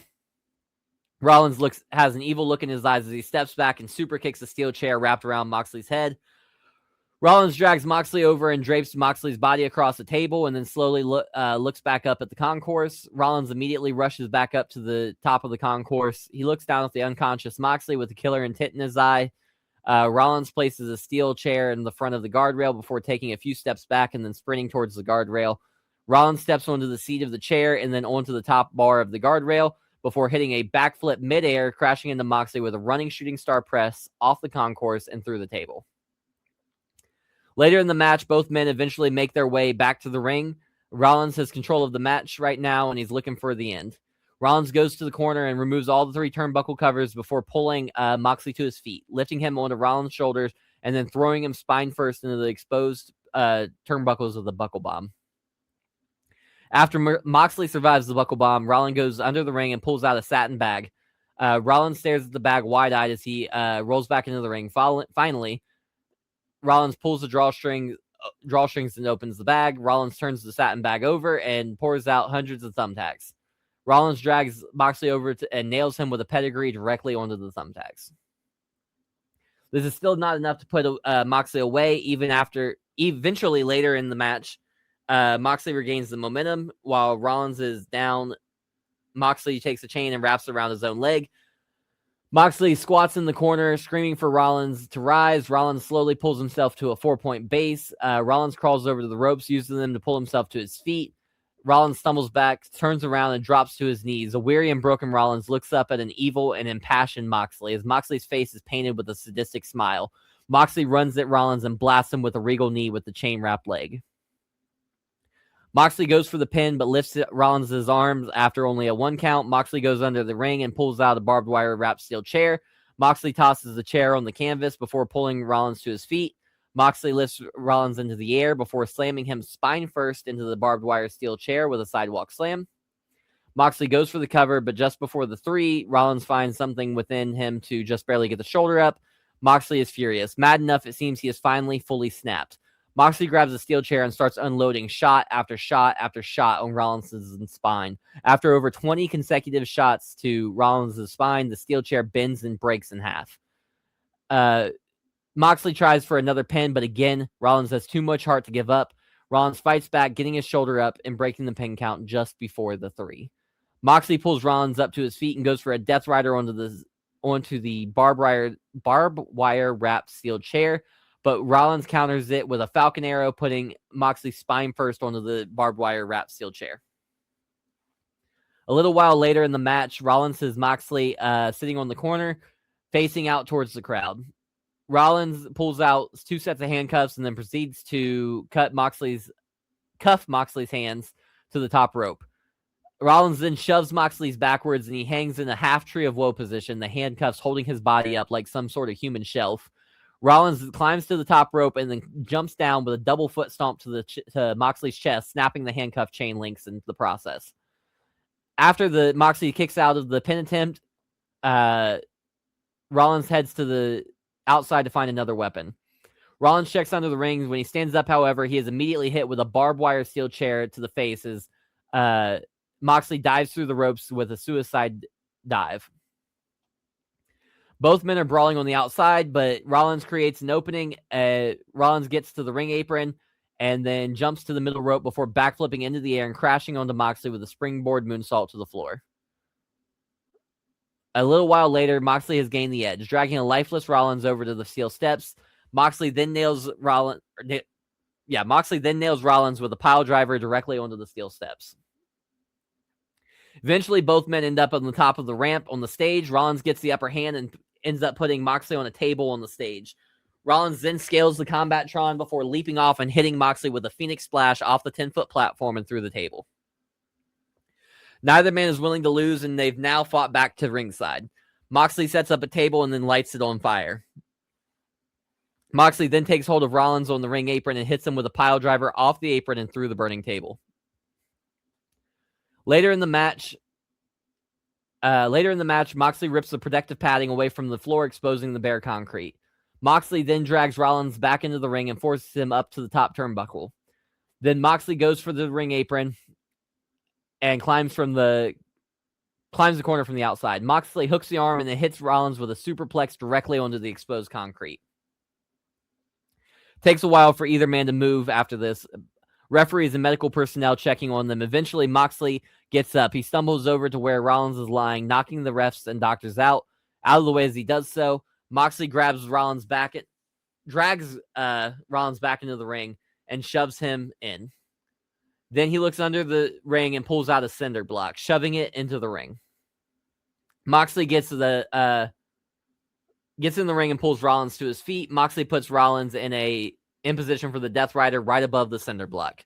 As Moxley goes to lift Rollins for the Death Rider, he barely gets him off the ground and then drops him back on his feet. Moxley tries once again, but this time as soon as Rollins is off the ground, Moxley shouts out in pain and drops Rollins before falling to his knees, clutching his back. Moxley braces himself on the cinder block as he holds it onto his back and grimaces. Meanwhile, Rollins sees an opportunity. Rollins runs over and curb stomps Moxley onto the cinder block. Rollins collapses on top of Moxley, and the referee counts the pin. The ref rings the bell, but both men are unresponsive. Seth Rollins wins the match, but both men are stretchered out of the arena in bloody, broken heaps. That's the end. Question. Answer. This is towards like the very beginning, but you said that Moxley lost a heart in the tournament. Who? He didn't lose in the tournament. What was that? He didn't lose in the tournament. He lost to Hart in just a match, number one contender match. But he wasn't in. Neither one of them were in the tournament. Okay, that's what I was confused about. Okay, yeah, I might as well just give my spiel now, though. So that staple gun to the fucking knuckles is crazy. That actually made me cringe for a second. I really liked all the shit Moxley was doing. That was some good heel shit with him. I thought the house segment was really good. I liked all the surprise attacks. During the match, that handcuff spot I thought was pretty cool. I thought like really the story overall was very good. I thought the match was really good. I also caught that you were calling your Jumbotron a Combattron, and I really like that. Yeah. I heard you say that a few times. I was like, that's kind of cool. So I'm going to give this one 4.75. Yeah, I'll take it. I never mad at no fours. Good, because you are one. Wow. That's crazy. I don't know how to follow. I know. I'm sorry. I love you. So I agree with what Joe said. Like the story itself is like it's already kind of written for you, but you did a good job of adding things in. You know, I like a good heel felony. Yeah, like my heel's a commit felony, so breaking and entering right up there, and messing with this kid right up there too. I like him like running into driving into the house, which gave me flashbacks of like it's the Triple H and Randy Orton like thing. Yeah, that was definitely inspiration. They fought out of the house. Right. Rollins drove into the house. Into the house, yeah. The match is good. It was very brutal, like it should be. I will say I usually hate the corner not curb stop, but the corner foot stomp spot. But the way you did it made it make sense because he was handcuffed, so he couldn't. Yep. He's in that position, and it's not like he was just holding himself up to get stopped. I wrote that spot specifically for you, Damone. Thank you. I appreciate it because I hate that spot every other time I've seen it. It's stupid. I think the right person won. I like the way that you had Seth win. Like it was desperation. He falls on top of him, and then both getting wheeled out makes sense. I'm gonna give it a 5. I don't really have any like criticism. Let's go. Appreciate it. I liked this a lot too. I like how far you took it between both men. I like that it was like kind of like they were both becoming worse people through the feud. So it's like, they're just so, to put it Damone pilled, they're so toxic for each other. Well, I will say, just to like go off of that point that you just made, just like to give you more like insight to my inspiration. I thought of this as like the Swerve Hangman feud, where, let's be honest, at the end of that feud, they were both heels. Yeah. You know what I mean? Like they were, neither one of them were good people. Good Yeah. people. So that's why I wanted to hit Moxley to push Rollins to become the monster that Moxley is. Yeah, and I think you did a good job of that. Like they're just so terrible for each other, and Rollins is like, all right, we just got to kill each other and get this over with. Yeah, exactly right. Like we fuck you, let's die. Like, yep. So I like the spots too. Trying to decide if I'm at a 5 or if I'm just close to a 5. Well, if I can't find a reason not to be at a 5, it's 5. Let's go. Appreciate that. So we got the Mike and we got the Kenny. Overall, I liked it. I question putting the 2 death matches so close to each other on your 3-day event card. Not gonna take away from the overall story. I just question it. I'm going with a 4.75. I'll take it. That's where I'm at. I'm at a 4.75 as well. I don't think it was perfect. I think it was really good though. So I'm at a 4.75 as well. And what did Joe give it? 4.75. 4.75. Well, that's my show. No remorse. Hell yeah. We did it. We did it. We finished round 1. We did it. Good job. Hell yeah. So with that said, if I might, can we find you anywhere outside of the show? Nope. Damn, fuck that guy. What about you, D-Bunny? You can find me on everything, including that scumbag Elon Musk platform, at Dumb Money BookIt. D Money BookIt. Yeah, you can find me on all the shit. And bad guy, tell him about your few less than 37 shows now.